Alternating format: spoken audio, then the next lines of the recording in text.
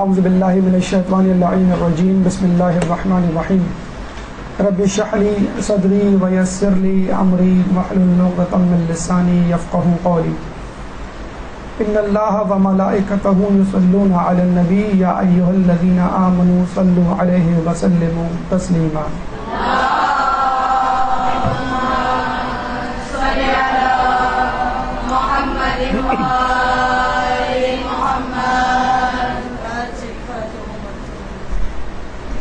جیسا کہ آپ کو معلوم ہے کہ نفس کے حوالے سے ہم 2 دروس کر چکے ہیں.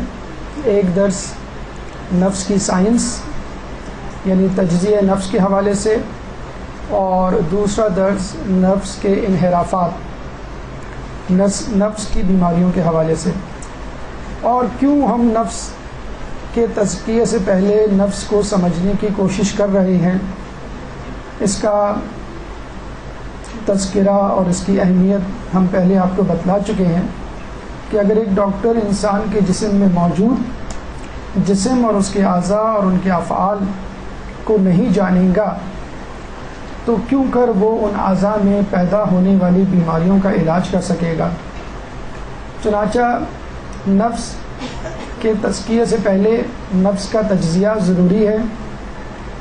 نفس کو سیدھی راہ پر لانے سے پہلے نفس کے انحرافات کو سمجھنا ضروری ہے، اور جب آپ تزکیہ نفس کے مراحل سے گزریں گے اور بدترین سے بہترین کی طرف سفر کریں گے تو آپ نفس کے کن کن مراحل سے گزریں گے، ان مراحل کی شناخت از حد ضروری ہے. یعنی بالکل ایسا ہی ہے کہ آپ کو ایئرپورٹ سے صدر جانا ہے تو اگر راستے میں آنے والی منزلیں، موڑ، شاہراہیں آپ کے ذہن میں نہ ہو تو شاید آپ یہ سمجھیں کہ میں راستہ بھول چکا ہوں. جب ایک انسان نفس کا تزکیہ کرتا ہے تو بدترین انسان سے بہترین انسان کی طرف سفر کرتا ہے. تو سفر میں وہ کن کن مراحل سے گزرے گا، وہ مراحل انشاءاللہ آپ کے سامنے ہمیں پیش کرنے ہیں. یہ حسن اتفاق ہے کہ جیسے کہ ہم نے آپ کو پہلے بتلایا تھا، قد افلح من زکاہا کی صورت میں اللہ تعالیٰ نے سورہ شمس میں اور سورہ اعلیٰ میں کم و بیش ایک ہی اعلان کیا ہے کہ بہترین کامیابی تزکیہ نفس ہے. کامیابی کو اگر ہم دیکھیں تو لفظ کامیابی میں 7 حروف ہیں، کاف، الف، میم، یہ، الف، بے چھوٹی ہے، اور اسی طرح سکسیس جو اس کا انگلش ترجمہ ہے اس میں بھی 7 لیٹرز یا 7 حروف ہیں. اور اتفاق کی بات یہ ہے کہ درجات نفس بھی 7 ہیں. تو یہ وہ 7 درجات ہیں کہ جن سے مجھے، آپ کو اور سننے والوں کو کوئے عرض پہ رہنے والے تمام انسانوں کو گزرنا ہے، چاہے وہ چاہیں یا نہ چاہیں. یہی کامیابی کا راستہ ہے، اس کے علاوہ کامیابی کا اور کوئی راستہ نہیں. جن مراحل پہ آج ہماری گفتگو مشتمل ہوگی وہ انہی 7 مراحل کا تذکرہ ہے. یعنی پہلا مرحلہ نفس امارہ، نفس کی بدترین شکل، 0 لیول. دوسرا مرحلہ نفس مزینہ، نفس امارہ سے قدر بہتر شکل. گفتگو کا تیسرا مرحلہ نفس مسئولہ، جو کہ باقی 2 درجات سے بہتر درجہ ہے. نفس لوامہ چوتھا مرحلہ کہ جو خدا سے قریب کرنے کے لیے ایک پہلا قدم ہے. اس کے بعد انسان نفس مطمئنہ کے 5ویں درجے پر فائز ہو جاتا ہے کہ جو خدا سے قریب تر کر دیتی ہے اس کی ذات، اس کی شخصیت کو. چھٹا مرحلہ نفس راضیہ، اور 7واں آخری مرحلہ نفس مرضیہ. تو ہم اور آپ اور تمام انسان جب تک ان مراحل سے نہ گزریں، ان 7 درجات، انسان 7 مراحل، 7 موڑ، اس وقت تک اللہ تعالیٰ کی رضا اور جنت کے حقدار نہیں ہو سکتے. ہو سکتا ہے ہم میں سے بہت سارے افراد نفس امارہ میں مبتلا ہوں، ان کا نفس امارہ کی شکل اختیار کر چکا ہو، کچھ لوگ نفس مزینہ کی منزل پر ہوں، کچھ لوگ لوامہ، کچھ لوگ راضیہ اور کچھ لوگ مرضیہ۔ اب یہ بات کہ کیا ضروری ہے کہ ہم ان درجات کے بارے میں پڑھیں، کیوں نہ ہم تزکیہ نفس شروع کر دیں۔ اس کی مثال ایسی ہے کہ جیسے آپ ایک بچے کو اسکول میں داخل کروانے جائیں، آپ نے دیکھا ہوگا کہ پوچھا جاتا ہے کہ بچے کی عمر کیا ہے، بچہ کتنی کلاسیں پڑھ چکا ہے۔ اگر وہ مونٹیسری پڑھ چکا ہے تو اس کو پرائمری میں داخلہ دیا جائے گا، پرائمری پڑھ چکا ہے تو سیکنڈری میں، سیکنڈری پڑھ چکا ہے تو ہائر سیکنڈری، ہائر سیکنڈری پڑھ چکا ہے تو گریجویشن، اور گریجویشن پڑھ چکا ہے تو ماسٹرز، ماسٹر پڑھ چکا ہے تو پی ایچ ڈی۔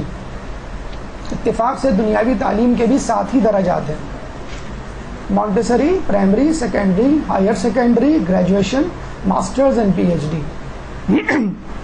تو آپ نے دیکھا کہ کتنا ضروری ہے، اگر آپ ایجوکیشن حاصل کرتے ہیں تو یہ ضروری ہے کہ آپ نے پچھلی ڈگری کون سی حاصل کی۔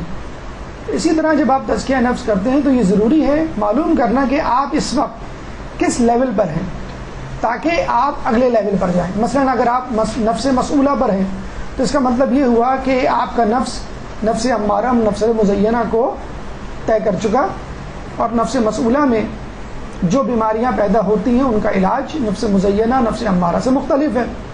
بالکل ایسے ہی جیسے ہم کہتے ہیں کوئی پھوڑا پھنسی نکل آئے تو مرہم سے کام چلاتے ہیں، اگر وہ بڑا ہو جائے تو پھر ہم اینٹی بایوٹک لیتے ہیں، اگر وہ بہت بڑا ہو جائے تو پھر ہم سرجری کرتے ہیں۔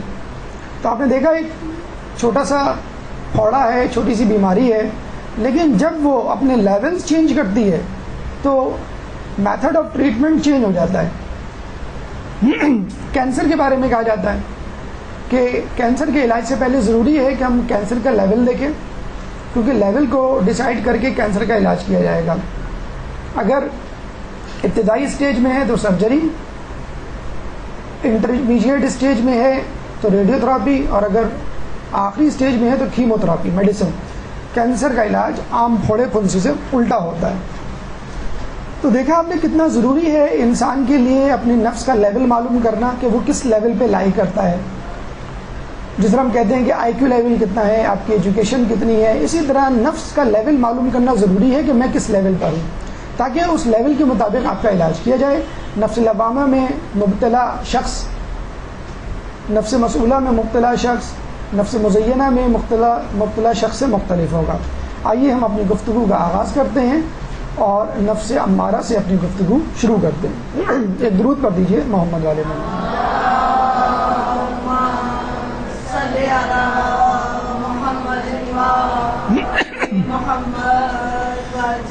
بس یوں سمجھ لیجیے ساری زندگی آپ کا یہ ایک سفر مسلسل ہے اور یہ کبھی ختم ہونے والا نہیں۔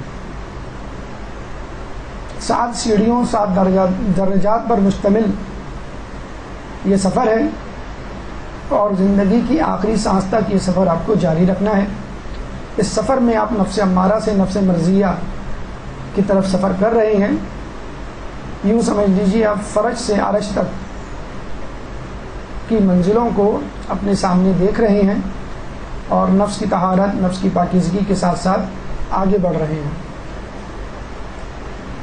جیسے کہ ہم نے کہا کہ پہلا درجہ نفس امارہ ہے، یہ وہ نفس کی کیفیت ہے، وہ درجہ ہے کہ انسان اپنے لیول کی، اپنے اسٹیج کی بدترین شکل میں ہوتا ہے۔ یعنی اگر اس اسٹیج میں انسان کو کسی حیوان، کسی درندے، شیطان سے تشبیہ دی جائے تو بے جا تشبیہ نہیں ہوگی۔ اکثر آپ نے ایک لفظ سنا ہوگا بیڈ بوائے، بیڈ گرل، تو یہ وہ لفظ ہے جو سننے میں تو بہت ہلکا معلوم ہوتا ہے۔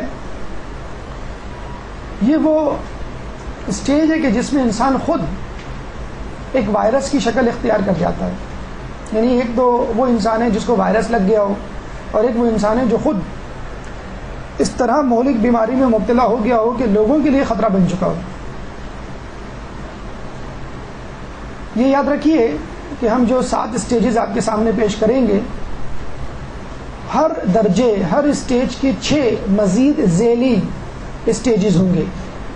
یعنی ہر اسٹیج کی ہم تعریفات، کیفیات، آیات، روایات، حکایات آپ کے سامنے پیش کریں گے۔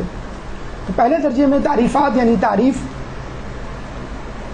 نفس امارہ انسان کے نفس کا وہ درجہ کہ جس میں انسان گناہوں کا اتنا عادی ہو جائے کہ بغیر کسی وجہ یا مزاحمت کے گناہ کرتا رہے، اور اس کو پسترین نفس کہا گیا ہے۔ یعنی آدمی ایڈکٹ ہو جاتا ہے، جیسے آدمی ہیروئن کا ایڈکٹ ہو جاتا ہے، سگریٹ کا ایڈکٹ ہو جاتا ہے، شراب کا ایڈکٹ ہو جاتا ہے، انٹرنیٹ ٹی وی کا ایڈکٹ ہو جاتا ہے، جھوٹ غیبت کا ایڈکٹ ہو جاتا ہے۔ اس طرح انسان اس اسٹیج میں گناہوں کا ایسا ایڈکٹ ہو جاتا ہے، عادی ہو جاتا ہے کہ اس کو معلوم ہی نہیں چلتا کہ میں نے کب گناہ کیا، اور گناہ کرنے کے بعد اس کو احساس ہوتا ہے جب اس کو دلایا جائے، اور خود اس کو احساس نہیں ہو پاتا۔ یعنی گناہ جو ہے اس کی گھٹی میں پڑ چکا ہوتا ہے۔ جس طرح کھانا پینا سونا ہماری عادتوں میں شامل ہے کہ اگر ہم یہ نہ کریں تو ہم زندہ نہ رہ سکیں، تو اس طرح گویا اس کے لیے گناہ ہو جاتے ہیں کہ جب تک وہ گناہ نہ کرے کمفرٹیبل فیل نہیں کرتا۔ اس کی مثال ایک شیطان کی سی ہے، اور یہ کہا جاتا ہے کہ عموماً لا علمی اس نفس کے درجے کی سب سے بڑی وجہ ہے۔ یعنی جب انسان کو معلوم ہی نہ ہو کہ میں جو کچھ کر رہا ہوں وہ گناہ ہے یا ثواب نیکی، تو پھر وہ گناہ کرتا چلا جاتا ہے، اور بعض اوقات اس گناہ کو نیکی سمجھتا ہے، اور پھر عادت پڑ جاتی ہے اس کو۔ وہ لوگ جو جہلا میں سے ہیں، علم حاصل نہیں کرتے، عوام الناس میں سے ہیں، وہ لوگ جو شیطان صفت ہیں، اس کیٹیگری میں آتے ہیں۔ یعنی لا علمی پہلی وجہ بنتی ہے، اور پھر عادت۔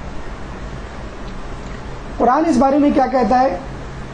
آیات وما ابرئ نفسی ان النفس لامارۃ بالسوء الا ما رحم ربی، اور میں ہرگز اپنے نفس کی براءت کا اعلان نہیں کرتی، کیونکہ میں جانتی ہوں کہ یہ نفس امارہ مجھے برائیوں کا حکم دیتا ہے، مگر یہ کہ میرا پروردگار رحم کرے۔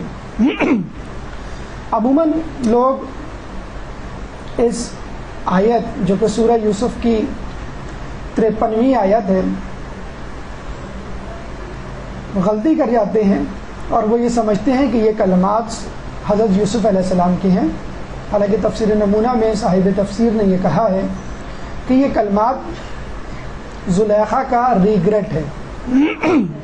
یعنی جب یوسف علیہ السلام کو بادشاہ نے قید سے چھوڑنے کا پروانہ جاری کیا، تو یوسف علیہ السلام نے یہ شرط عائد کی کہ پہلے مجھے میرا گناہ بتلایا جائے، یا اگر میں نے کوئی گناہ یا جرم نہیں کیا تو تفتیش کی جائے کہ اصل گناہ یا جرم کس نے کیا تھا۔ تو عزیز مصر کی بیوی نے جب یہ دیکھا کہ میرا گناہ سر عام آشکار ہونے والا ہے، تو اس نے خود ہی اس بات کا اعلان کر دیا کہ مجھے میرے نفس امارہ نے بہکا دیا تھا۔ روایات اس سلسلے میں کیا کہتی ہیں؟ یاد رکھ لیجئے کہ جو روایات جو نفس کی مذمت میں ہیں، در حقیقت نفس امارہ کی مذمت میں ہیں، یا یوں کہہ لیجئے کہ تمام روایات جو کہ نفس امارہ کی مذمت میں ہیں، ان کا پہلا مخاطب نفس امارہ ہے۔ رسول اللہ ایک دفعہ گزر رہے تھے ایک جگہ سے، تو دیکھا کچھ لوگ پتھر اٹھانے کا مقابلہ کر رہے ہیں۔ جو شخص سب سے وزنی پتھر اٹھاتا وہ سب سے طاقتور کہلاتا۔ تو رسول اللہ نے ایک روایت، ایک حدیث، ایک کلمے کے ذریعے فیصلہ کر دیا کہ طاقتور کون؟ وہ آدمی شجاع اور طاقتور نہیں جو لوگوں پر غالب آ جاتا ہے، بلکہ طاقتور آدمی وہ ہے جو اپنے نفس پر قابو پا لیتا ہے۔ اسی بات کو مولا فرماتے ہیں کہ جو اپنے نفس پہ قابو پا لیتا ہے وہ مکمل طور پر طاقت حاصل کر لیتا ہے۔ پہلے زمانے میں پتھر اٹھانے کے مقابلے ہوا کرتے تھے، آج کل ویٹ لفٹنگ اس کا ماڈرن ویژن ہے، لیکن آج بھی دنیا میں کئی جگہیں، کئی ممالک ایسے ہیں جہاں پر پتھر اٹھانے کا مقابلہ ہوتا ہے۔ تو یاد رکھ لیجئے، پہلوان ہونا، دوسروں کو زیر کر لینا، پہاڑ یا پتھر اپنی جگہ سے اٹھا کر کسی دوسری جگہ رکھ دینا طاقت کی دلیل نہیں. اصل طاقت یہ ہے کہ انسان اپنے نفس پر قابو پائے، اور یہی شخص طاقتور کہلانے کا مستحق ہے. اور ایک اور روایت جو کہ نہ صرف انسان کو طاقتور بننے کا تمغہ دیتی ہے بلکہ نفس کے خلاف جہاد، نفس کی مخالفت کو جہاد کا درجہ دیتی ہے.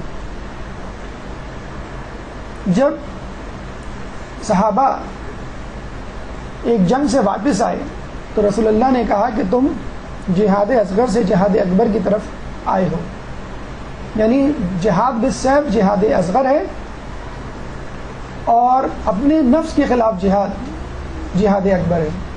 مرد کا اپنے نفس سے جہاد کرنا سب سے بڑا جہاد ہے، کیونکہ دشمن اجنبی ہوتا ہے، آپ کے جسم کا حصہ نہیں ہوتا، آپ کی ذات کا حصہ نہیں ہوتا، دشمنی فطری ہے، اور اس کو مارنے کی صورت میں آپ کو مال غنیمت ملے گا. جبکہ اپنی نفس کی مخالفت اس لیے مشکل ہے کہ یہ خود آپ کی ذات کا حصہ ہے، آپ کو اپنی مخالفت کرنی ہے، اور اس کو مارنے میں آپ کو مال غنیمت نہیں ملے گا بلکہ کچھ ہاتھ سے جائے گا. یعنی اگر کچھ دنیا مل رہی ہے تو نفس کے خلاف جہاد کرنے سے وہ دنیا ہاتھ سے چلی جائے گی. تو دنیا کا جہاد آپ کو مال غنیمت دلواتا ہے، دنیا دلواتا ہے، اور نفس کے خلاف جہاد آپ کو ہاتھ سے دنیا کو لے لیتا ہے. جو چیزیں آپ کے پاس ہوتی ہیں جن سے آپ لطف اندوز ہو سکتے ہیں اختیارات کے مالک ہونے کے بعد، وہ چیزیں آپ کے ہاتھ سے نکل جاتی ہیں. اور آدمی کہاں پہنچ جاتا ہے؟ چلتے چلتے انسان جب اپنے گناہ کا عادی ہو جائے تو وہ اپنی ذات کی پسند ناپسند کو مقدم رکھتا ہے، خدا اس کے رسول اور معصوم کی روایات آیات کو صرف نظر کر دیتا ہے اور گمراہی میں پڑ جاتا ہے. یعنی یوں سمجھ لیے ایسا شخص خدا اور رسول نہیں بلکہ اپنے ہوائی نفس پہ چل رہا ہوتا ہے. جو روایت میں ہے جو گمراہ ہو جاتا ہے اس کے نزدیک اچھائیاں بری اور برائیاں اچھی ہو جاتی ہیں، اور وہ گناہوں کی مستی میں ڈوب جاتا ہے. دیکھیں یہ نفس امارہ کبھی بدترین درجہ ہے. ایک تو خود نفس امارہ بدترین درجہ ہے کہ انسان گناہوں کا اتنا عادی ہو جائے کہ اس کو پتہ بھی نہ چلے کہ میں گناہ کر رہا ہوں.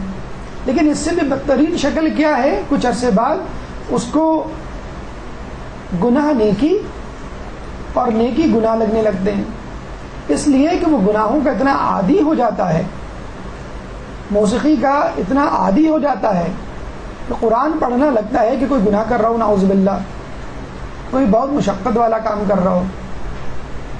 نمازوں کو قضا کرنے والے جب نماز پڑھنے کھڑے ہوتے ہیں ان کی حالتیں بالکل ایسی ہوتی ہیں.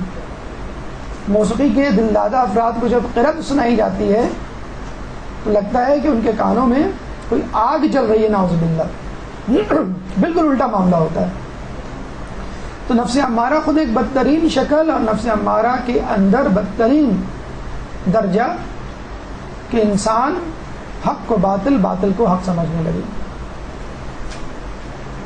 حکایات کی اگر ہم بات کریں تو ایک حکایت آپ نے شاید سنی ہوگی اور ہمارے اردو کے شاعر سے منسوب ہے. بہرحال ایک صاحب رمضان میں کمرے میں بند آم کھا رہے تھے. ان کے دوست آئے، کہنے لگے یہ آپ کیا کر رہے ہیں؟ رمضان میں تو شیطان بھی بند ہوتا ہے. تو ان صاحب نے بڑے اطمینان سے جواب دیا اسی کمرے میں تو بند ہے شیطان. تو حقیقتاً انسان اس کمرے میں بند نہیں بلکہ آپ خود شیطان بن چکے. لوگ اکثر سوال کرتے ہیں کہ بھائی ویسے تو ہم اپنے گناہوں کا الزام شیطان پہ ڈال دیتے ہیں کہ شیطان نے ہم سے یہ گناہ کروا دیا، تو رمضان میں ہم جو گناہ کرتے ہیں اس کا سبب کیا ہے؟ اس کا سبب یہی ہے کہ آپ خود اتنا شیطان بن چکے ہوتے ہیں کہ آپ کو پتہ بھی نہیں چلتا کہ آپ گناہ شیطان کی وجہ سے نہیں بلکہ خود اپنے نفس امارہ کی وجہ سے کر رہے ہیں. کہتے ہیں شیخ مرتضیٰ انصاری جو کہ شیعہ علماء میں معتبر ترین شخصیت سمجھے جاتے ہیں، جن کی کتابیں کفایہ اور کی اصول کی کتابیں حوزے میں پڑھائی جاتی ہیں. ان کے زمانے میں ایک شخص جو ان کا معتقد تھا، اس کو خواب میں شیطان آیا اور شیطان کے جسم پر، کاندھے پر بہت سارے پھندے پڑے ہوئے تھے. اس شخص نے پوچھا کہ تم کون ہو؟ اس نے کہا میں شیطان ہوں. کہا کہ یہ پھندے مختلف سائز کے کیوں ہیں؟ تو اس نے کہا کہ لوگوں کے تقوی کے حساب سے میں پھندے کا سائز بڑھا دیتا ہوں. اس نے کہا یہ سب سے بڑا پھندا کس کا ہے؟ انہوں نے کہا، شیطان نے کہا یہ سب سے بڑا پھندا شیخ مرزا انصاری کا ہے، جو آج میں نے کوشش کی تھی مگر ٹوٹ گیا. پوچھا کیوں؟ کہنے لگے کہ ان کے گھر میں آج فاقہ تھا، دنیا بھر کا خمس صدقہ خیرات جمع تھا. ان کی بیوی نے کہا کہ تم جا کر بازار سے کچھ لے آؤ اور کل صبح بیت المال میں وہ رقم جمع کرا دینا. یہ سن کر وہ بچوں کے لیے کھانے کے لیے انتظام کرنے کے حوالے سے باہر نکلے، لیکن راستے سے پلٹ آئے. بیگم نے پوچھا کیوں پلٹ آئے؟ تو انہوں نے کہا کہ مجھ کو یقین نہیں کہ میں صبح تک زندہ رہوں گا. اس شخص نے بےتابی سے پوچھا اچھا اس میں میرا پھندا کون سا ہے؟ شیطان نے کہا تو اپنا یار ہے، تجھے کسی پھندے کی ضرورت نہیں. تو ایسے لوگ بھی ہوتے ہیں دنیا میں کہ جو شیطان کے یار ہوتے ہیں، ان کو کسی پھندے کی ضرورت نہیں. یہ نفس امارہ میں مبتلا افراد ہیں کہ جو نفس کے پسترین درجے میں ہوتے ہیں. کہتے ہیں کہ ایک جگہ عالم دین مغربی ممالک میں شہزادی زینب کے شام کے بازاروں کے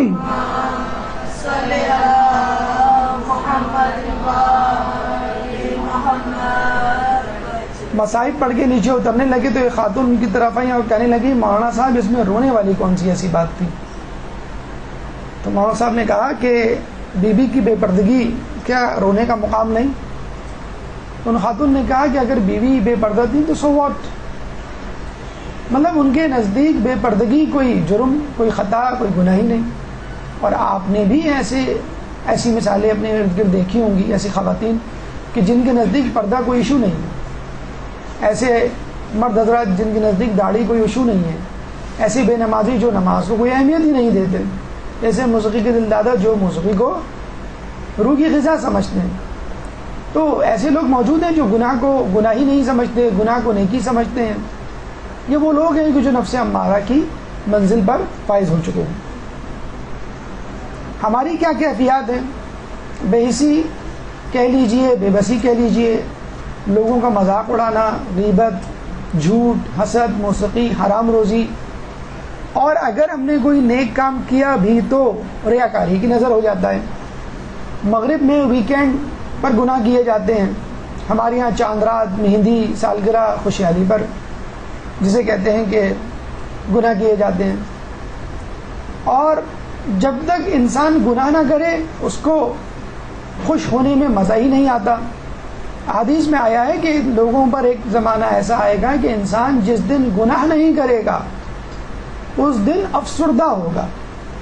اور آپ دیکھ لیجئے، دن کی بات تو چھوڑیے، 4 لوگ اگر جمع ہو جائیں ایک محفل میں، جب تک 5ویں کی غیبت نہ ہو اس محفل میں چٹخارا پیدا ہی نہیں ہوتا. ٹی وی پر کوئی لائیو کا کوئی پروگرام نہ دیکھ لیں، آپ کا گزارا ہی نہیں ہوتا.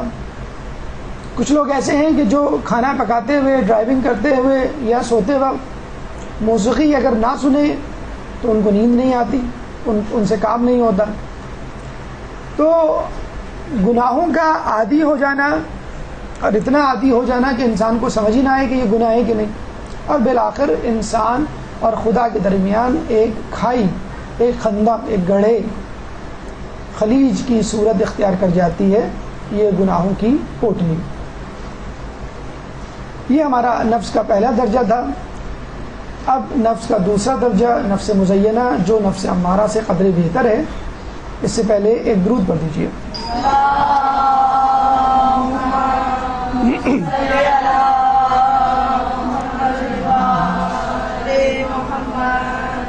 ہمارے زمانے میں کھانے پینے کے حوالے سے ایک لفظ بڑا عام ہوتا جا رہا ہے، وہ ہے ٹاپنگ. آپ آئس کریم کھانے جائیں تو آپ سے پوچھتے ہیں اس میں کون سی چاکلیٹ کی ٹاپنگ ڈالیں, کافی کی ٹاپنگ ڈالیں, مینگو کریم کی ٹاپنگ ڈالیں, تو آپ اپنے اپنے ٹیسٹ کے حوالے سے وہ ٹاپنگ بتاتے ہیں. کراچی میں کچھ شاپس ایسی ہیں آئس کریم کی کہ جہاں پر ٹاپنگ آئس کریم سے زیادہ مہنگی ہوتی ہے, یعنی اگر 20 روپے کی آئس کریم ہے تو 50 روپے کی اس کے اوپر ٹاپنگ ڈلتی ہے. تو حقیقت ہے ٹاپنگ کیا ہے, ایک لبادہ ہے, ایک کپڑا ہے, ایک عذر ہے جو ڈھانپ دیتا ہے اس کی اصل شکل کو. جس طرح بچوں کو ہم دیکھتے ہیں کیا کرتے ہیں, گولی اگر کھلانی ہو, کیپسول کھلانا ہو, دوا پلانی ہو تو اس میں شکر یا گولی کو جو ہے وہ لڈو میں ڈال کے دے دیا جاتا ہے. ایک ماں نے اپنے بیٹے سے کہا خوش ہو کے کانفیڈنٹلی کہ بیٹا آپ نے وہ لڈو کھا لیا جو میں نے آپ کو دیا تھا؟ تو بچے نے کہا امی کھا لیا, پتہ نہیں کیسا لڈو تھا, لڈو تو کھا لیا, بیج پھینک دیا. تو ایسے زمانے میں مطلب ماشاءاللہ ایسے بچے موجود ہیں جو سمجھ جاتے ہیں کہ لڈو کے اندر گولی ہے اور امی ہمیں گولی دے رہی ہیں. تو نفس مزینہ وہ نفس ہے کہ جب انسان کسی گناہ کا عادی تو نہیں ہوتا لیکن گناہوں میں اتنی اٹریکشن ہوتی ہے یا پیدا کر دی جاتی ہے کہ وہ مجبور ہو جاتا ہے, ٹیمپٹڈ جسے کہتے ہیں نا. عادی نہیں ہوتا لیکن اس کی مطلب کی کوئی چیز اس کو نظر آ جاتی ہے. اب دیکھیں یہ ماشاءاللہ کچھ بھی ہو, جی چاہ رہا ہے کہ ٹیسٹ کیا جائے, چکھا جائے, دیکھا جائے کہ یہ ہے کیا, کھانے والی چیز ہے نہ کھانے والی چیز ہے. فتویٰ ہم بعد میں پوچھ لیں گے. ہمارا تو مسئلہ یہ ہوتا ہے پہلے کل کر گزرے اور کر گزرنے کے بعد پوچھیں کہ مولانا صاحب یہ کھا سکتے تھے یا نہیں, اب تو کھا لیا. وہ درجہ جس میں انسان خواہشات سے آراستہ گناہ کو کرنے پر راضی ہو جاتا ہے, یعنی گناہ کرنے میں اس کی خواہش کی سیرابی پوشیدہ ہے. یعنی کوئی چیز آپ کو چاہیے, وہ چیز گناہ کرنے میں مل جائے گی آپ کو, چنانچہ آپ وہ گناہ کر ڈالتے ہیں. تو کوئی اٹریکشن ہے, کوئی جاذبیت ہے, کوئی لالچ ہے جس کی بنا پر آپ گناہ کر رہے ہیں. بہرحال گناہ تو ہے اور نفس کا درجہ جو ہے وہ بہرحال قابل مذمت بھی ہے, لیکن نفس امارہ سے بہتر ہے, کیونکہ نفس امارہ میں کوئی ریزننگ نہیں ہے, کوئی لاجک نہیں ہے, کوئی خواہشات نہیں, بس عادت ہو چکی ہے. اچھا کیا ہوتا ہے دیکھا جائے تو وہی دو باتیں ہیں جو ہم پہلے بھی بیان کر چکے ہیں. خواہش کی تکمیل دو صورتوں میں ہوتی ہے, فائدے کا حصول یا نقصان سے دوری. فائدے کا حصول یعنی اپنی شہوت کی پیاس بجھانا, اور نقصان سے دوری یعنی کسی نقصان کے پیش نظر اس گناہ کو کر ڈالنا. جاب چھٹ جانے کی جسے کہتے ہیں کہ دھمکی یا خوف, یا پیسے کی لالچ جو رشوت پہ مجبور کر دے. لیکن دیکھا جائے تو خواہش اللہ تعالیٰ نے آخرت میں بھی رکھی ہے. جنت کی خواہش, جہنم کا خوف مجبور کرتا ہے انسان کو دنیا میں تزکیہ نفس کے لیے. لیکن اللہ یہ کہتا ہے کہ اپنا پروفٹ اینڈ لاس کا جو کانسیپٹ ہے اس کو وائڈن کرو, اس کا ہاریزن, اس کا افق بڑھاؤ اور لانگ ٹرم پلاننگ کرو. شارٹ ٹرم پلاننگ نہیں چاہتا مومن, وہی چاہتا ہے جو ایک فاسق چاہتا ہے, یعنی فائدہ. مومن وہی چاہتا ہے جو ایک گناہ گار کے ذہن میں ہوتا ہے, یعنی نقصان سے دوری. لیکن مومن آخرت کے نقصان اور آخرت کے فائدے کو مد نظر رکھتا ہے, اور فاسق و فاجر دنیا کے نقصان, دنیا کے فائدے کو ذہن میں رکھتا ہے. قرآن میں خدا فرماتا ہے قال بصرت بما لم يبصروا به فقبضت قبضة من اثر الرسول فنبذتها وكذلك سولت لي نفسي. اس نے کہا کہ میں نے ایسی چیز دیکھی جو اوروں نے نہیں دیکھی, تو میں نے فرشتے کے نقش پا سے ایک مٹی بھر لی, پھر اس کو بچڑے کے قالب میں ڈال دیا, اور مجھے میرے جی نے اس کام کو اچھا بتایا. سورہ طٰہٰ آیت نمبر 96. یہ پس منظر ہے اس واقعے کا کہ جب موسیٰ علیہ السلام کوہ طور سے واپس آئے اور دیکھا کہ لوگوں نے بچڑے کی, گوسالے کی پرستش شروع کر دی ہے.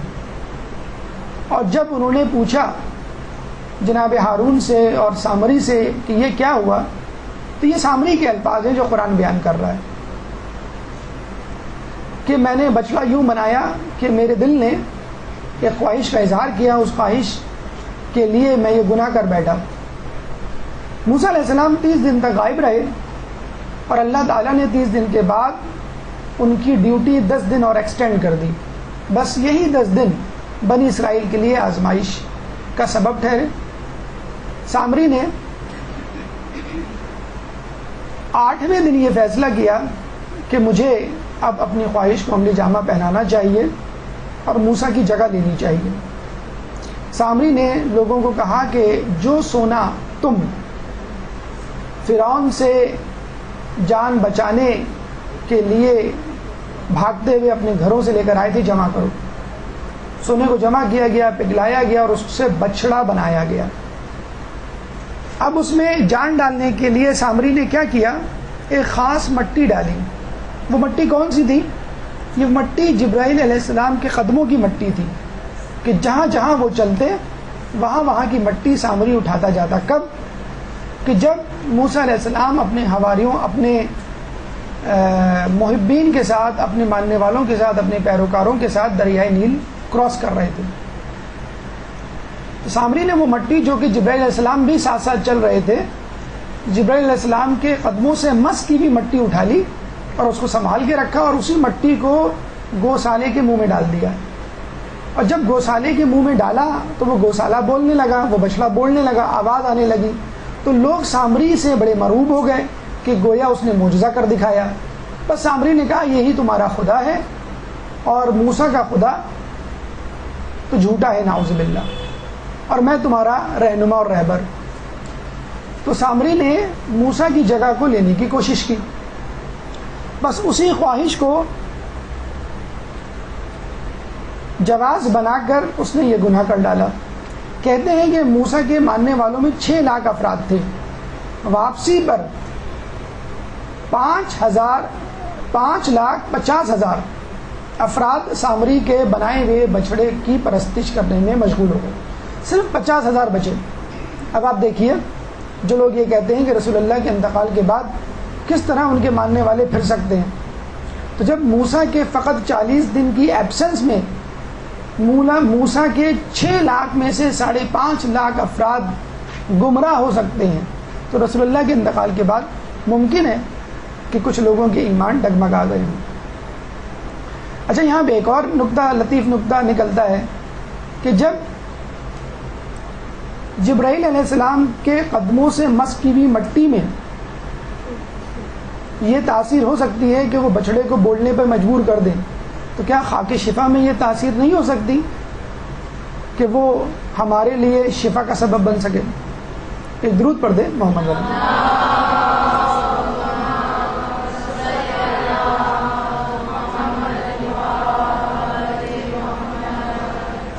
روایات میں آیا ہے کہ لوگوں میں تمہارے لیے 2 چیزوں سے سب سے زیادہ ڈرتا ہوں, خواہشات کی پیروی اور طولانی آرزوئیں, کیونکہ خواہشات کی پیروی حق سے دور کر دیتی ہے اور طولانی آرزوئیں آخرت فراموش کرا دیتی ہیں. مولا علی فرماتے ہیں جیسے کہا جاتا ہے نا کہ میری امت کے 2 باپ ہیں, ایک میں اور ایک علی, اور ہم دونوں ایک ہی نور سے پیدا کیے گئے ہیں. تو ان کے اقوال بھی ماشاءاللہ اتنے ملتے جلتے ہیں کہ بعض اوقات رسول کی جگہ علی نکل جاتا ہے اور علی کی جگہ رسول نکل جاتا ہے. تو خواہشیں اور آرزوئیں دنیا میں یہ کیا کرتی ہیں, انسان کو اپنے ٹریک سے ہٹا دیتی ہیں. آپ نے دیکھا ہوگا ایک شخص سیدھی نوکری کرتا ہے, تنخواہ حاصل کر رہا ہوتا ہے, ایک دم سے اوپر کی کمائی, رشوت, حرام اس کے سامنے آ جاتا ہے. بس اس کے ذہن میں خواہش ابھرتی ہے کہ یہ جو ایکسٹرا اماؤنٹ ہے اس سے میں گاڑی خرید لوں گا, یہ جو ایکسٹرا اماؤنٹ ہے اس سے میں پلاٹ خرید لوں گا, یہ جو ایکسٹرا اماؤنٹ ہے اس سے میں اپنی بچی کی شادی کروا سکتا ہوں. تو یہ خواہش جو ہے اس کو مجبور کر دیتی ہے گناہ کے کرنے پر. اور پھر آرزوئیں, مستقبل میں یہ کروں گا, میں وہ کروں گا. آپ کے انٹر کے چیپٹر میں, اردو کی کتاب میں ایک چیپٹر ہے کتبہ, کہ ایک انسان کس طرح پیسے جمع کرتا ہے کہ نیا گھر خریدے. سب سے پہلے وہ گھر کی تختی خریدتا ہے. کہتے ہیں کہ وہ بیمار پڑ, اس کی شادی ہو جاتی ہے, سارے پیسے اس میں خرچ ہو جاتے ہیں. پھر پیسے جمع کرتا ہے تو بچوں کی پیدائش, ان کی پرورش میں وہ پیسے خرچ ہو جاتے ہیں. پھر بچوں کی تعلیم و تربیت میں جو پیسے جمع کرتا ہے وہ خرچ ہو جاتے ہیں. پھر جو وہ پیسے جمع کرتا ہے اس کی بیماری میں خرچ ہو جاتے ہیں, اور پھر اس بیماری کی تاب نہ لا کے وہ دائی اجل کو لبیک کہتا ہے. تدفین میں وہ سارے پیسے خرچ ہو جاتے ہیں. تو پیسے جمع کرتا ہے اور خرچ ہوتے چلے جاتے ہیں، اور آخر وقت تک وہ مکان کے لیے پیسے جمع نہیں کر پاتا. اس کے بچے جب اس کے سامان کو تلاش کر رہے ہوتے ہیں اور ڈسپوز کر رہے ہوتے ہیں تو وہ تختی نظر آتی ہے، وہ تختی کو کتبے کی صورت میں اس کی قبر میں لگا کے آ جاتے ہیں. تو یہ ہے انسان کی خواہشات جن کے پیچھے عمر بھر بھاگتا رہتا ہے. اور کبھی بھی اگر پوری ہو بھی جائیں، اگر انسان اپنی خواہشوں کو پا بھی لے تو بھی جسے کہتے ہیں کہ انسان جو ہے وہ بھاگتا ہی رہتا ہے، نئی خواہش جنم لیتی ہیں. ایک صاحب تھے یہ کہہ کر یورپ گئے کہ مجھے اپنا گھر بنانا ہے آئندہ 10 سالوں میں. اللہ تعالیٰ نے اتنی توفیق دی کہ 3 سال میں انہوں نے اپنا گھر بنا ڈالا. جب واپس آئے کچھ عرصے بعد دوبارہ جانے کے لیے پر تولنے لگے. ہم نے پوچھا تو کہنے لگے کہ اب پاکستان اس قابل نہیں رہا کہ یہاں رہا جائے. ایک اور صاحب ان کو گاڑیوں کا، گھروں کا، پیسے کا بہرحال بہت لالچ تھا. امریکہ گئے، بہت امیر ہو گئے، ہر چیز ان کے پاس. تو ہم نے کہا اب تو آپ کے پاس ہر چیز ہے، اب تو آ جائیے. تو کہنے لگے میرے پاس پریڈو گاڑی ہے، لیکن پریڈو گاڑی کے لیے وہ سڑکیں میں کہاں سے لاؤں؟ مرسڈیز ہے، مرسڈیز کی سڑکیں میں کہاں سے لاؤں؟ تو دیکھیے انسان جو ہے نا وہ اس طرح اپنی خواہشات کو طولا نہیں کرتا ہے. جو کہتے ہیں نا کہ ایک مچھیرا تھا، اس نے مچھلی پکڑی، مچھلی نے کہا اگر تم مجھے چھوڑ دو گے تو میں تمہاری خواہش پوری کروں گی. تو اس نے جو ہے کہا کہ مجھے کشتی اور جال نیا چاہیے، یہ میری روزی کا ذریعہ ہے. دے دیا. اس نے کہا کہ ٹھیک ہے تم گھر جاؤ، نئی کشتی نیا جال تمہارا انتظار کر رہا ہوگا. گھر آئے تو بیوی نے بہت سنائی، اگر مانگنا تھا تو کوئی بڑی چیز مانگتے، رہو گے تم مچھیرے ہی.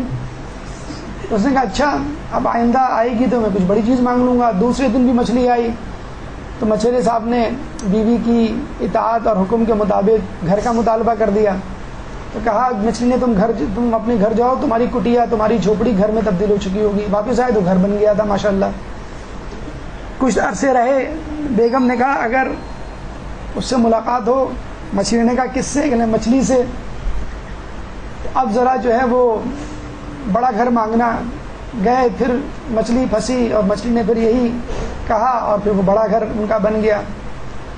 ان کی بیگم نے کہا یہ مچھلی تو عجیب مچھلی ہے، ہر خواہش پوری ہو رہی ہے تو کیوں نہ بادشاہت مانگی جائے. انہوں نے کہا اب تم جانا تو کہنا مجھے بادشاہت چاہیے اور میری بیگم کو ملکہ بننا ہے. تو مچھلی نے کہا ٹھیک ہے تم جاؤ، تم بادشاہ بن چکے ہوگے، لوگ تمہارا استقبال کر رہے ہوں گے اور تمہاری ملکہ تخت پہ بیٹھی تمہاری راہ تک رہی ہوگی. گھر آئے تو پتہ چلا گھر محل بن چکا ہے اور لوگ جو ہیں وہ بادشاہ سلامت کو سلام کر رہے ہیں.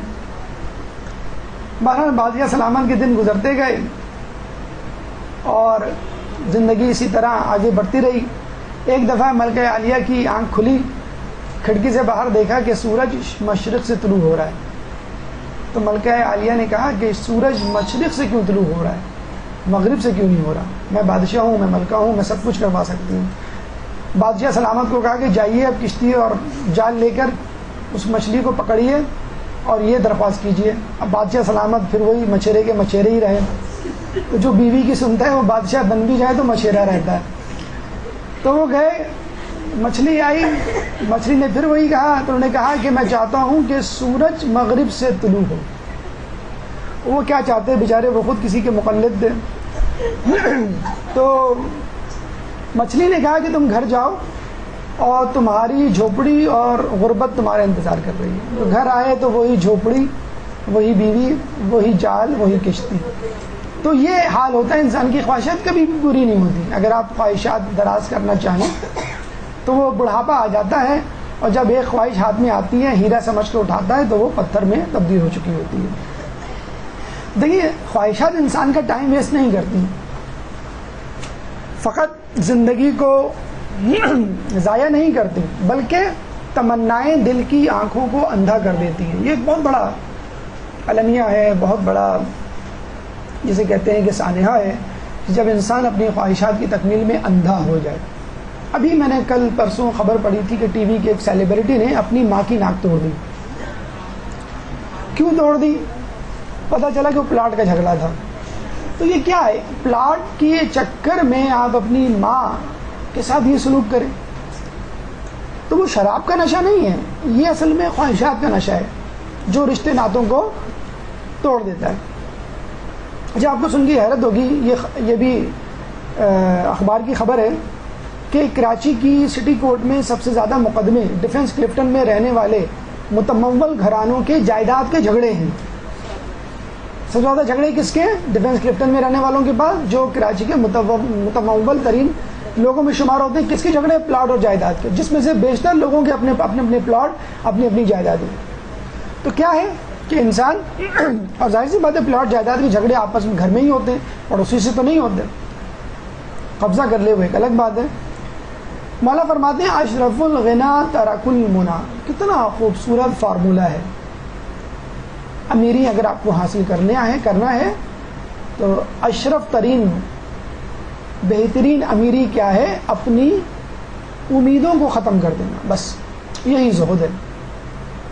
ایک اور جگہ مولا فرماتے ہیں راس التقوی ترک الشہوہ، کہ بہترین تقوی شہوت کو ترک کر دینا. بہترین امیری امیدوں کو ختم کر دینا، اور بہترین تقوی ہم کہتے ہیں نا وامسحوا برؤوسکم وارجلکم، کہ مسح کرو اپنے راس، سر کے راس کا. تو راس یعنی بلند ترین جگہ. تو بلند ترین تقوی کیا ہے؟ اپنی شہوت کو ترک کر دینا. بیٹھے بٹھائے آپ کو تقوی حاصل ہو جائے، عبادات کی ضرورت ہی نہ پڑے، فقط اپنے دل میں موجود امیدوں کو ختم کر دینا.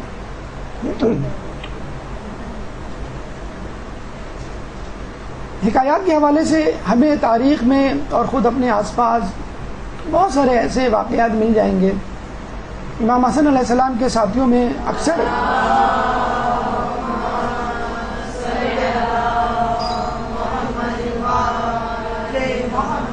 واقعات تاریخ میں ملتا ہے کہ کیا ہوا کرتا تھا کہ امیر شام کے لوگ امام کے ساتھیوں کے خیموں کے باہر رات کے وقت اشرفیوں کی ایک تھیلی لٹکا دیا کرتے تھے.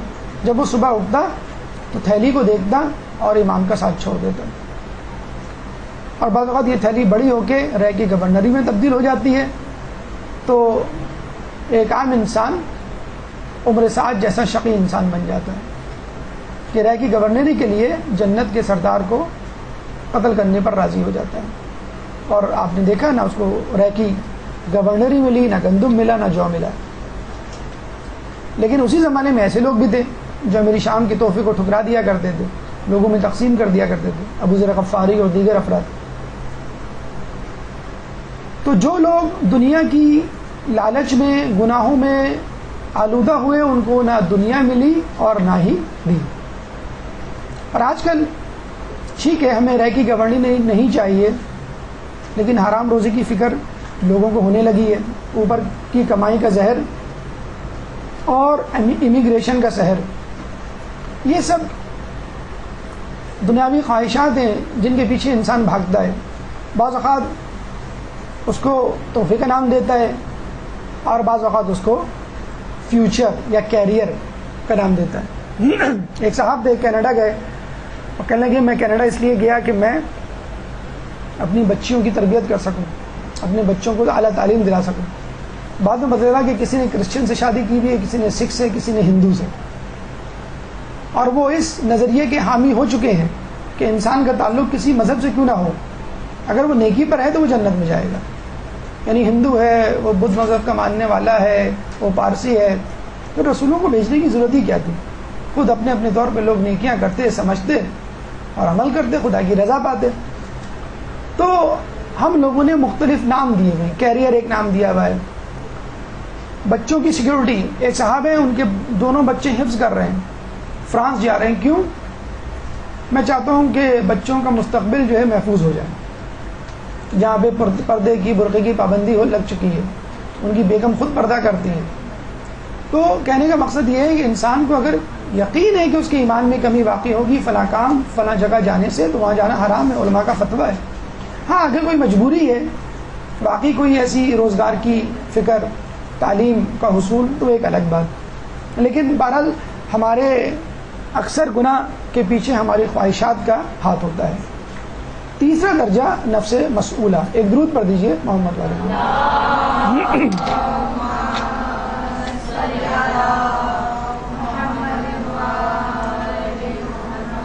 تیسرا درجہ نفس مسئولہ ریشنلائزیشن کہلاتا ہے، کہ جس میں انسان کسی چھوٹے موٹے فائدے سے مروب ہو کر گناہ نہیں کرتا، اور یہ وہ انسان ہوتا ہے کہ جو دین کی سمجھ بوجھ رکھتا ہے اور عموماً گناہوں سے بچتا ہے، یعنی جو واضح طور پر حرام کے احکامات ہیں ان پر عمل کرتے ہوئے حرام سے اجتناب برتتا ہے، نیکی کی طرف رغبت رکھتا ہے۔ لیکن اگر کوئی شخص اس کو کسی حرام کام کی علت بتلا دے کہ یہ اس وجہ سے حلال ہے، تو وہ بیچارہ اس جھانسے میں آ کر وہ حرام کام کر ڈالتا ہے۔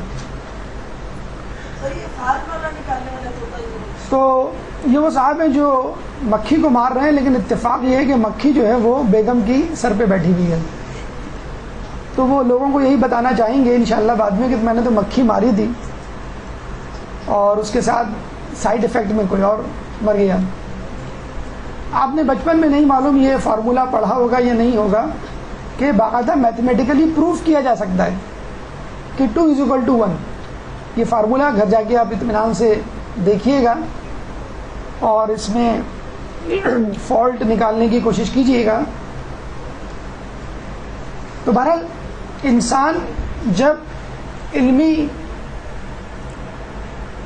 قدر و قیمت رکھتا ہے، قدر و قیمت اور علمی مزاج رکھتا ہے، تو فقط وہ نفس کی خواہشوں کے ہاتھوں مجبور نہیں ہوتا، بلکہ کوئی لاجک، کوئی ریزن تلاش کرتا ہے۔ ہم کہتے ہیں نو ایکسکیوزز، NO نو، جبکہ وہ کہتا ہے KNOW نو، آئی نو دا ایکسکیوزز۔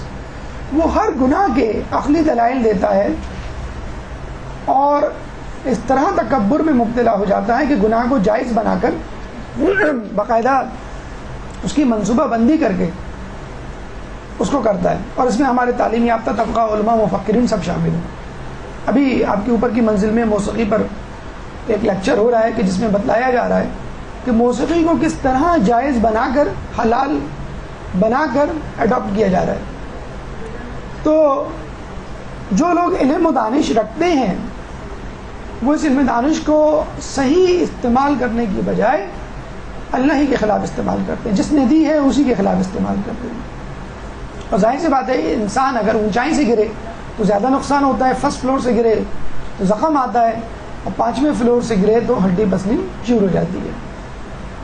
سائیکیٹری میں اس کے لیے ایک لفظ استعمال ہوتا ہے ریشنلائزیشن، کہ انسان جب بھی کوئی کام کرتا ہے اس کا جواز ڈھونڈ لیتا ہے، یا تو پہلے ڈھونڈ لیتا ہے یا اس کے بعد ڈھونڈ لیتا ہے۔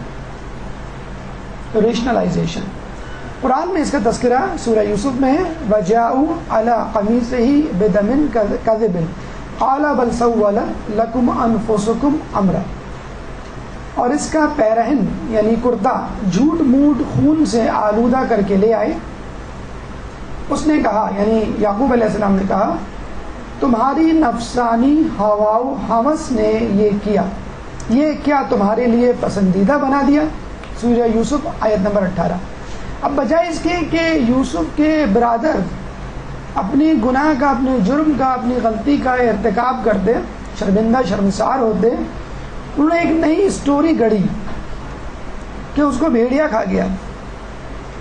اور ظاہر سی بات ہے جھوٹ کے پاؤں نہیں ہوتے، جب وہ کرتا لے کر آئے تو کرتا بالکل صحیح سالم تھا۔ یعقوب نے کہا بھی تھا کہ کیا انہوں نے کرتا اتار کے خود بھیڑیے کے حوالے کیا تھا، اور اگر کرتا پھٹا ہوا بھی تھا تو اس کو پیچھے سے پھٹنا چاہیے تھا کہ وہ گھبرا کے بھاگے ہوں گے، آگے سے کیوں پھٹا ہوا ہے، وغیرہ وغیرہ۔ بہرحال ان کا جھوٹ پکڑا گیا تھا، لیکن یعقوب علیہ السلام نے کہا کہ ہمارے اور تمہارے درمیان فیصلہ خدا کرے گا۔ تو آپ نے دیکھا کہ انسان گناہ کرنے کے بعد جب جواز تلاش کرنے لگے، جو کہتے ہیں نا فارسی میں عذر گناہ بدتر از گناہ، کہ گناہ کی ایکسکیوز دینا، گناہ کا عذر پیش کرنا گناہ سے زیادہ بدتر ہے، کیونکہ انسان پھر آئندہ بھی گناہ کرنے پر مجبور ہو جاتا ہے، بلکہ بآسانی کر کے اس کو جواز تلاش کر لیتا ہے اور اپنے آپ کو خدا کے عذاب سے مستثنا سمجھتا ہے۔ روایات میں آیا ہے کہ عمار یاسر اور مغیرہ بن شعبہ بحث کر رہے تھے کہ بحث تو میں تبدیل ہو گئی۔ مولا کا گزر وہاں سے ہوا تو کہا مغیرہ بن شعبہ کو دیکھ کر کہ وہ شخص ہے کہ جس نے جان بوجھ کر اپنے لیے امور کو مشتبہ بنا لیا ہے تاکہ شبہات کو اپنی لغزشوں کا بہانہ قرار دے سکے، اور حرام حلال اس وقت بنتا ہے کہ جب اس کو مشکوک بنایا جائے۔ حرام ایک دم سے حلال نہیں بنتا، ناجائز ایک دم سے جائز نہیں بنتا، پہلے اس کو ڈاؤٹ فل بنایا جاتا ہے، اس میں شکوک و شبہات پیدا کیے جاتے ہیں، یعنی 50-50 والا معاملہ پیدا کیا جاتا ہے، اس کے بعد آگے بڑھا جاتا ہے۔ کتنا خوبصورت کلیہ بیان کیا ہے مولانا نے۔ شبہ کو شبہ اس لیے کہا جاتا ہے کہ وہ حق سے شباہت رکھتا ہے۔ ہم کہتے ہیں نا کہ ہمیں نماز میں شک ہو گیا، ہمیں فلاں کمائی میں شک ہے، ہمیں فلاں امر میں شک ہے۔ شک کا مطلب کیا ہوا کہ ہم سمجھ رہے ہیں کہ شاید یہ صحیح ہے، یعنی ہے تو باطل لیکن آپ سمجھ رہے ہیں کہ وہ اکبر ہے، 50-50 والا معاملہ۔ تو پہلا اسٹیپ کیا ہے؟ انسان کسی طرح اپنے کرتوت، اپنے گناہ، اپنی غلطی کو حق بجانب قرار دینے سے پہلے اس کو قریب تر لے کر آتا ہے۔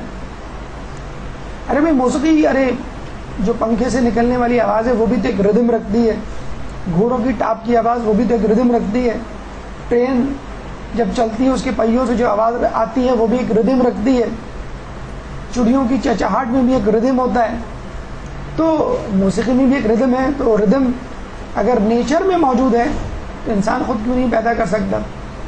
تو پہلے اس کو مشکوک مشتبہ بنایا جاتا ہے، پھر اس کو کیا جاتا ہے۔ اور یقین کیجئے کہ جو شخص قرآن کا فیصلہ آنے کے بعد، رسول کو فیصلہ آنے کے بعد، باوجود کہ اس کو بتلا دیا گیا ہے کہ کیا صحیح ہے کیا غلط، اس کے باوجود اگر گہرائی میں جانے کی کوشش کرتا ہے تو ایسے شخص کے لیے کہا گیا ہے کہ یہ کفر کے پہلے ستون کا شکار ہے۔ جس طرح ایمان کے 4 ستون ہیں، نہج البلاغہ میں مولا فرماتے ہیں کفر کے بھی 4 ستون۔ پہلا ستون یہ ہے کہ ایک انسان بلا وجہ گہرائی یعنی تعمق میں جاتا ہے، پلٹ کر حق کی طرف نہیں آ سکتا۔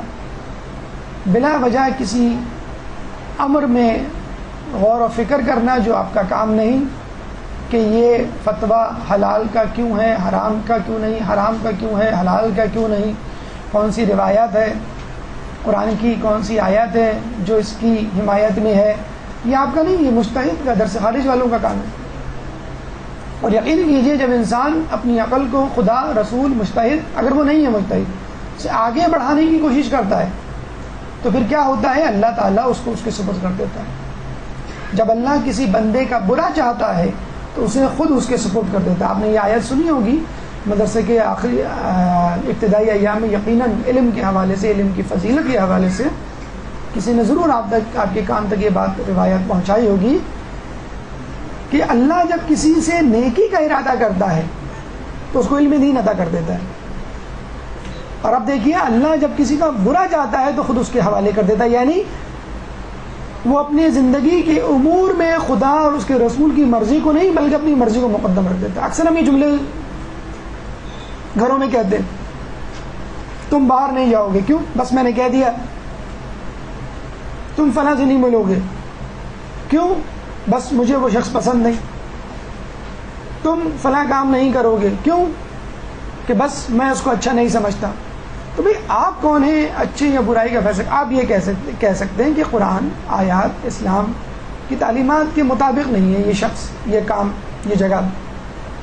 آپ کی بات میں وزن بھی پیدا ہوگی، ورنہ آپ نعوذ باللہ رسول سے بھی بازی لے گئے کہ جن کے بارے میں کہا جا رہا ہے وَمَا يَنْطِقُ عَنِ الْهَوَىٰ إِنْ هُوَ إِلَّا وَحْيٌ يُوحَىٰ، کہ وہ خود اپنے ہوائے نفس سے کوئی بات نہیں کرتے، کام تو دور کی بات، جب تک خدا کی طرف سے وحی نہ ہو۔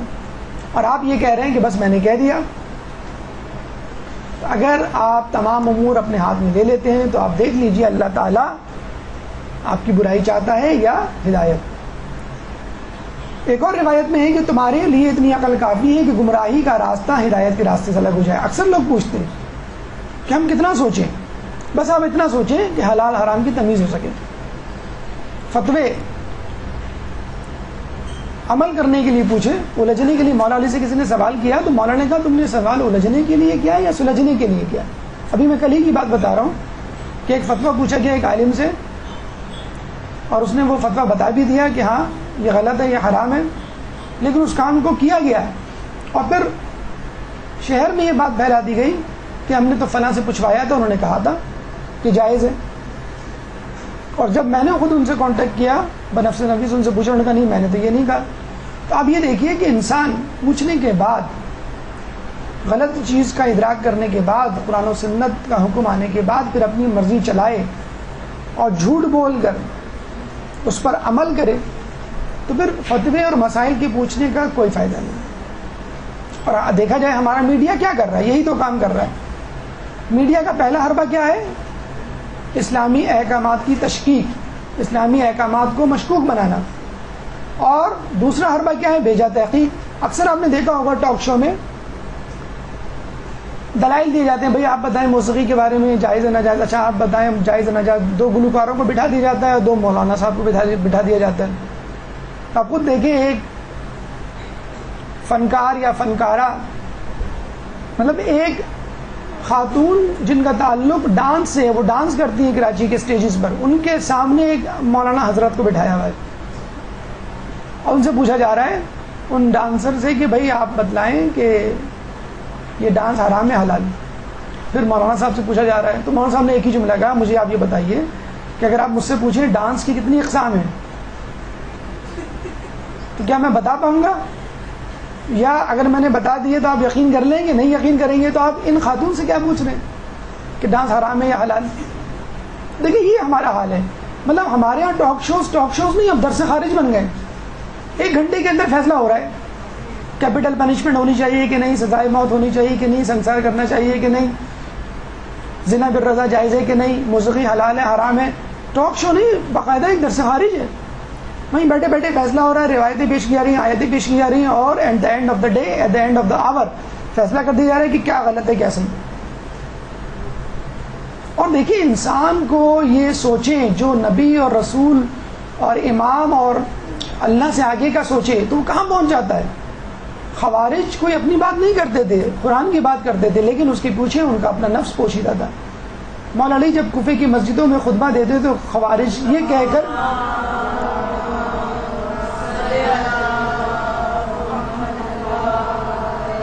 اٹھ جاتے لا حکم الا اللہ، اور علی کا جواب کیا ہوتا؟ کلمۃ الحق و مراد باطل۔ خوارج کا تقوی اتنا مشہور تھا کہ 2 خوارج ایک باغ سے گزرے، ایک خارجی نے کھجور اٹھا کے اپنے منہ میں ڈال دی، دوسرے خارجی نے کہا کہ تو نے باغ کے مالک کی پیشگی اجازت کے بغیر کھجور کھائی، تو نے چوری کی۔ دوسرے خارجی نے کہا کہ میں تو چور ہوا، میرا ہاتھ کٹنا چاہیے، لیکن اس وقت تو کوئی خلیفہ نہیں اور میں جو ہے میں اس کو مانتا نہیں، یعنی مولا علی، تو بس ٹھیک ہے میں خود اپنے آپ کو سزا دے لیتا ہوں۔ اس نے اپنی تلوار نکالی اور اپنا ہاتھ کاٹ ڈالا۔ یہ تھا تقویٰ۔ لیکن ایسا تقویٰ کس بات کا کہ آپ ولایت کا، وصایت کا، امامت کا انکار کر دیں۔ اسی طرح مرزا احمد قادیانی واقعی بہت بڑا عالم، اسکالسٹک نیچر کا آدمی تھا، لیکن کہتے ہیں کہ پھر اس کے شیطان نے، اس کے اندر کے شیطان نے اس کو بہکایا اور اس نے کہا کہ میں تو عام آدمی سے بڑھ کر ہوں، میں تو بہت بڑا عالم ہوں، علامہ ہوں۔ 40 دن کا چلہ کاٹا اور چلہ کاٹنے کے بعد کہا کہ میں مہدی موعود ہوں، میں ہی مہدی ہوں جس کا احادیث میں تذکرہ ہے۔ اور جب اس سے بھی دل نہیں بھرا تو کچھ عرصے بعد اس نے نبی کا دعویٰ کر دیا۔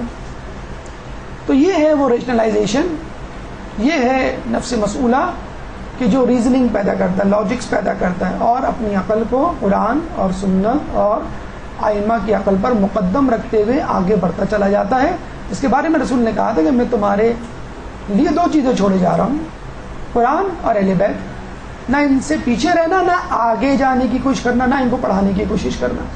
تو یہ وہ لوگ ہیں جو قرآن و سنت پڑھنے کے بعد اپنے فیصلے صادر کرتے ہیں اور پھر دین سے اس طرح نکل جاتے ہیں جیسے کمان سے تیر، کہ جس کے لیے رسول اللہ نے خوارج کے بارے میں کہا تھا۔ اچھا ہمارے اندر بھی ظاہری بات ہے ایسے لوگ موجود ہیں، خود ہماری زبانوں سے ایسے الفاظ نکلتے ہیں، کوئی حرام حلال بتایا جائے تو پوچھتے ہیں یہ قرآن میں کہیں نہیں لکھا، پہلے حرام تھا اب نہیں، اچھا چلیں ہم تو غیر معصوم ہیں ہمارے لیے جائز ہوگا، پہلے کے لوگوں کے لیے جائز نہیں تھا۔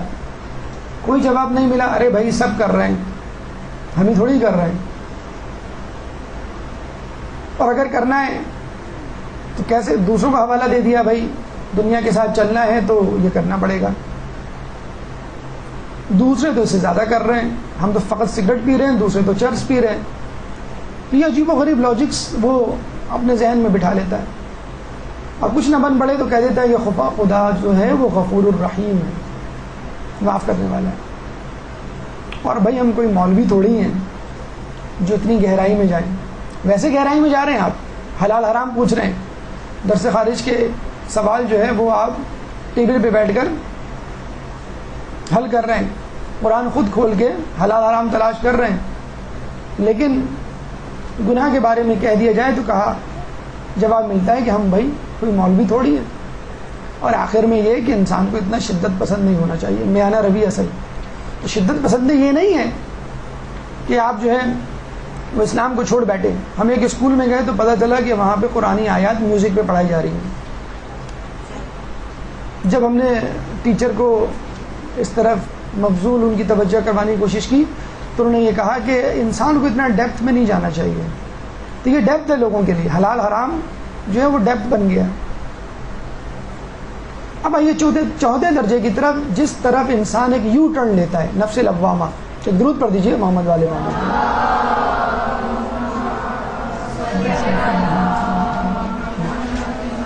اب تک جو 3 درجے ہم نے گنوائے ہیں، نفس امارہ، نفس مزینہ اور تیسرا نفس مسئولہ، یہ تینوں نفس انسان کو برائی کی طرف اکساتے ہیں۔ یہ نیگیٹو لیول کے نفس ہیں، یعنی بلو زیرو۔ نفس لوامہ ایک 0 لیول کا نفس ہے، یعنی آپ نیگیٹیوزم سے اوپر آ گئے، پازیٹیوزم کی طرف سفر کر رہے ہیں، اور آپ نے یہ سوچنا شروع کر دیا ہے کہ میں جو کچھ کر رہا تھا وہ غلط تھا، اب مجھے اپنے اندر بہتری لانی ہے۔ بس یہ خود احتسابی تفکر، غور، اکاؤنٹیبلٹی ایک یو ٹرن ہوتا ہے گناہوں سے پیچھا چھڑانے اور جرائم سے اجتناب برتنے کے لیے۔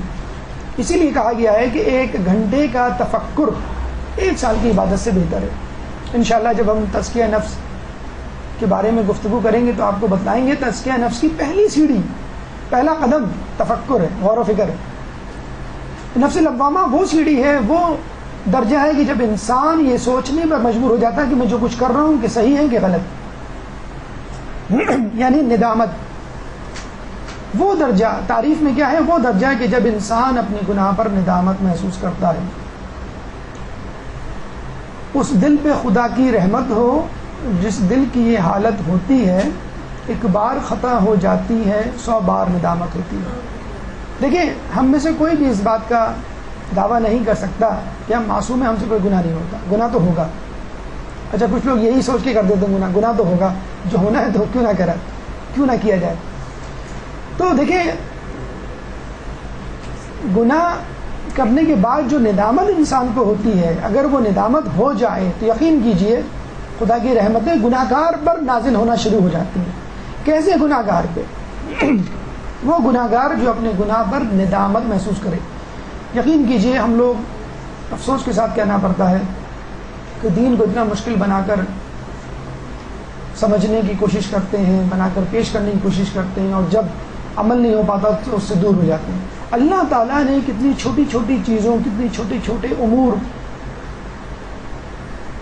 وہ کام کہ جس کے لیے آپ کو ہاتھ پیر نہیں چلانے پڑے، زبان بھی نہ ہلانی پڑے۔ ندامت کیا ہے؟ ایک خیال پشیمانی، ریگریٹ، جو ایک دل میں پیدا ہوتا ہے۔ اس ندامت، اس پشیمانی، اس گلٹی کانشیس کا کتنا اجر اللہ تعالیٰ نے رکھا ہے کہ آپ سن کے حیران ہو جائیں گے کہ آپ کو نمازیں نہیں پڑھنی، آپ کو نماز استغفار یا کفارے کے روزے نہیں رکھنے، کوئی منت نہیں مانگنی، فقط دل میں خیال کرنا ہے کہ جو میں نے کیا وہ غلط کیا، مجھے ایسا نہیں کرنا چاہیے۔ دیکھیں گناہ گار کی 2 اقسام ہیں، ایک وہ جو دھڑلے سے گناہ کرے، علی اعلان گناہ کرے اور کہے کہ ٹھیک ہے میں گناہ کرتا ہوں، ایسی کی تو غیبت کو بھی جائز قرار دے دیا گیا ہے۔ ایک گناہ گار وہ جو گناہ تو کرتا ہے لیکن شرمندہ ہوتا ہے۔ اس شرمندگی، اس ندامت کے لیے اللہ تعالیٰ قسم کھا رہا ہے، وَلَا أُقْسِمُ بِالنَّفْسِ اللَّوَّامَةِ، اور نفس لوامہ کی قسم کہ سب لوگ اٹھا کر کھڑے کیے جائیں گے۔ اللہ تعالیٰ جب کسی کی قسم کھا لے تو وہ چیز حق پر ہوتی ہے، وہ امر حق ہے۔ تو یہ اتنی بڑی چیز، اتنی بڑی شے، اتنی قیمتی اتنا بڑا قیمتی اثاثہ ہے کہ اللہ تعالیٰ کو اس کی قسم کھانی پڑی. سورہ قیامت آیت نمبر 2. تو انسان سے جب گناہ ہو جائے تو اس کے بعد جو ندامت اور پشیمانی کا خیال اس کے دل میں آتا ہے یا وہ لاتا ہے کہ اس کو زبان بھی نہ ہلانی پڑے, اس کا کتنا بڑا اجر اللہ تعالیٰ نے رکھا ہے. یہ دیکھیے آیت روایات کیا بیان کرتی ہیں, گناہوں پر پشیمانی توبہ ہے. یعنی توبہ کے الفاظ استغفر اللہ من کل ربی, استغفار, اعوذ باللہ من الشیطان الرجیم وغیرہ آپ نے اپنی زبان سے نہیں نکالے, فقط پشیمان ہوئے, بس سمجھ لیجئے وہ توبہ ہو گئی. ایسا گناہگار جو اپنے گناہوں کا اقرار کرتا ہے ایسے عمل کرنے والے سے بہتر ہوتا ہے جو اپنے عمل پر اتراتا ہے. آپ کی نماز قضا ہو گئی فجر کی, صبح اٹھے آپ نے بہت پشیمانی کی, آپ بہتر ہیں اس شخص سے جو فجر کی نماز پڑھے اور لوگوں کو بتلائے, نماز شب پڑھے اور لوگوں کو بتلائے کہ میں نے نماز پڑھی. ہم تو حجاب کرتے ہیں, ہم تو نماز پڑھتے ہیں, ہم تو حلال حرام کا خیال رکھتے ہیں, فلاں خاتون فلاں شخص کو جو گھر میں آئے استعمال کر لیتے ہیں, نہ حجاب کا خیال نہ نماز کا خیال. تو یہ کیا ہے, اپنے اعمال پر اترانا. تو جو شخص گناہ کر کے اس کا اقرار کرے وہ بہتر ہے اس شخص سے جو نیکی کرے اور اس پر اتراتا رہے لوگوں کے سامنے. تو دیکھیے کتنا بڑا اجر ہے پشیمانی کا, کتنا بڑا اجر ہے اقرار گناہ کا, کہ انسان گناہ کے بعد اقرار کر لیں. جب بھی کہتے ہیں کہ روزانہ اگر آپ رات کو سونے سے پہلے اپنے گناہوں کا اقرار اور ان کی توبہ کر کے سوئیں تو کتنی قدر و منزلت. اور یقین کیجئے آج ہی جا کر اس کی پریکٹس کیجئے, آپ کو احساس ہوگا کہ جس طرح نماز پڑھ کر, روزے رکھ کر, وظائف پڑھ کر آپ کے ایمان میں اضافہ ہوتا ہے, اسی طرح فقط یہ غور کر کے کہ آج میں نے اتنے اتنے اتنے گناہ کیے اور میں پشیمان ہوں. ابھی آپ نے توبہ کا لفظ بھی منہ سے نہیں نکالا, توبہ کا خیال بھی دل میں نہیں لایا, بس پشیمانی دل میں آئی کہ میں نے کیوں کیا. یقین کیجئے آپ کو لگے گا کہ آپ کے ایمان میں اضافہ ہوا ہے. حالانکہ آپ نے نماز نہیں پڑھی, آپ نے روزے نہیں رکھے, کوئی استغفار نہیں کی, صرف پشیمانی آپ کے درجات کو بلند کر دیتی ہے. سچی توبہ ملائکہ کو رلا دیتی ہے. مولا کے دور میں ایک شخص آیا, کہنے لگا کہ میں نے گناہ کیا ہے. مولا نے عفو درگزر سے, صرف نظر سے کام لیا, لیکن اس نے اصرار کیا میں نے گناہ کیا ہے, اب تجویز کیجئے سزا میرے لیے. مولا نے تجویز کی, لکڑیاں لائی گئیں, آگ کو جلایا گیا, آگ کے حالے میں, شعلوں میں وہ شخص درمیان میں بیٹھا استغفار کرنے لگا. کہتے ہیں کہ لوگ رونے لگے, مولا رونے لگے. پھر مولا نے کہا یہ شخص آگ سے باہر نکلا کہ تیری استغفار نے ملائکہ تک کو رلا دیا. یہ ہے توبہ, یہ ہے ندامت. اتنا بڑا گناہ کہ اس کو آگ میں جلایا جا رہا ہے, اور ایسی توبہ, ایسی پشیمانی کہ ملائکہ اس کے لیے رو رہے ہیں. کفن چور کفن چوری کرنے نکلتا ہے, عادی چور ہے, ایک دفعہ ایک پڑوسی کی قبر کھود کر اس کا کفن چرانا چاہتا ہے, تو وہ پڑوسی, وہ مردہ اس کا ہاتھ پکڑ لیتا ہے کہ کیوں مجھے عریاں کر رہا ہے. اور یہ سن کر اس پہ ایسی خوف و کپکپی طاری ہوتی ہے کہ وہ بخار میں مبتلا ہو جاتا ہے, پھر بیمار ہو جاتا ہے. اپنے بچوں کو, بیوی کو, اپنے دوست اقارب کو یہ نصیحت کرتا ہے کہ مرنے کے بعد میری لاش کو جلا دینا اور میری راکھ کو مختلف جگہوں پہ بکھیر دینا, کہ میں اللہ کے حضور نہیں جانا چاہتا. اس طرح اللہ نے حکم دیا اس کے مرنے کے بعد اس کی راکھ کو جمع کیا جائے, زندہ کیا. سوال کیا اس سے, تو نے ایسا کیوں کیا؟ تو اس نے کہا میں نے جو گناہ کیا تھا اس گناہ کے بعد تیرے سامنے کھڑے ہونے سے پشیمان تھا کہ میں کس طرح کھڑا ہوں. اللہ نے کہا بس تیری اس پشیمانی اور توبہ کی وجہ سے ہم نے تجھے معاف کر دیا.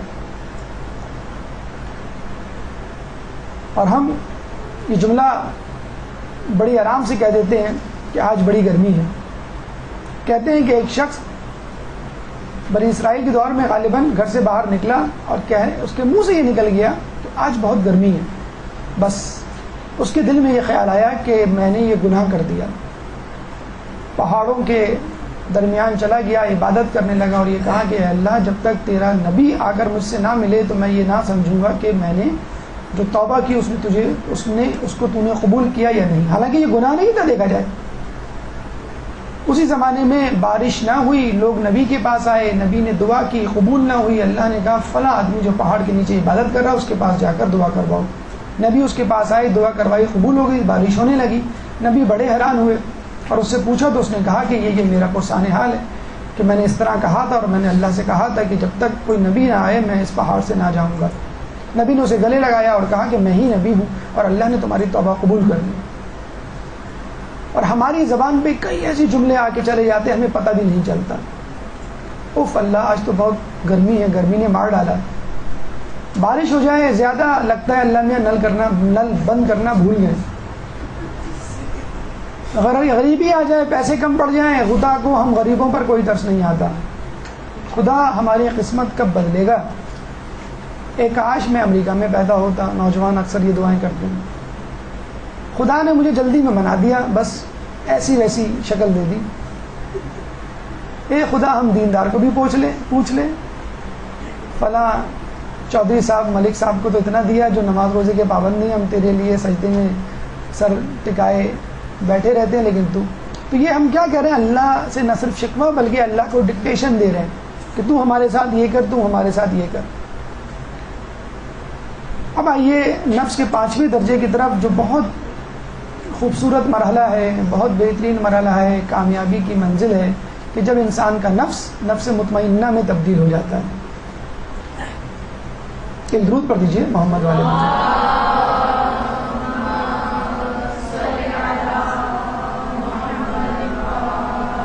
تعریف نفس کا وہ درجہ کہ جب انسان اپنی زندگی سے مطمئن ہو جائے, یعنی آپ نے توبہ کر لی, نفس جسے کہتے ہیں کہ درجے سے, نفس کے اس درجے سے نکل آئے کہ جہاں پہ آپ نے اپنے آپ کو ملامت کی, نفس لوامہ کے درجے سے گزر گئے, اپنے آپ کو ملامت کی, توبہ قبول ہوئی. اب آپ نے اپنی زندگی اس ڈگر پہ گزارنی شروع کر دی کہ آپ کا شمار صابروں سے ہونے لگا. صبر کیا ہے؟ روایتوں میں ہے صبر گناہوں سے اجتناب صبر ہے. صبر کی اقسام ہے. ایک قسم کیا ہے؟ گناہوں سے بچنا. بس جب انسان گناہوں سے بچتا ہے تو وہ صابروں میں شامل ہو جاتا ہے. توبہ کے بعد کی منزل, اور یوں سمجھ لیجئے کہ توبہ کی قبولیت کی نشانی ہے. صبر کی منزل, تقوی کی ابتدا. یعنی یہاں سے آپ نے اپنی پرانی زندگی کو خیر آباد کہا, پشیمانی, ملامت, توبہ کے مرحلے سے گزرے, اور اب آپ مطمئن ہو گئے جو اللہ نے آپ کو دیا ہے, اور یہیں سے آپ کے تقوی میں, تقوی کا اکاؤنٹ جسے کہتے ہیں اللہ میاں کیا کھل گیا. سورہ فجر آیت نمبر 27, یا ایتھن نفس المطمئنہ, اطمینان پانے والے روح کی, جس کے بارے میں کہا جاتا ہے کہ یہ آیت امام حسین علیہ السلام سے منسوب ہے.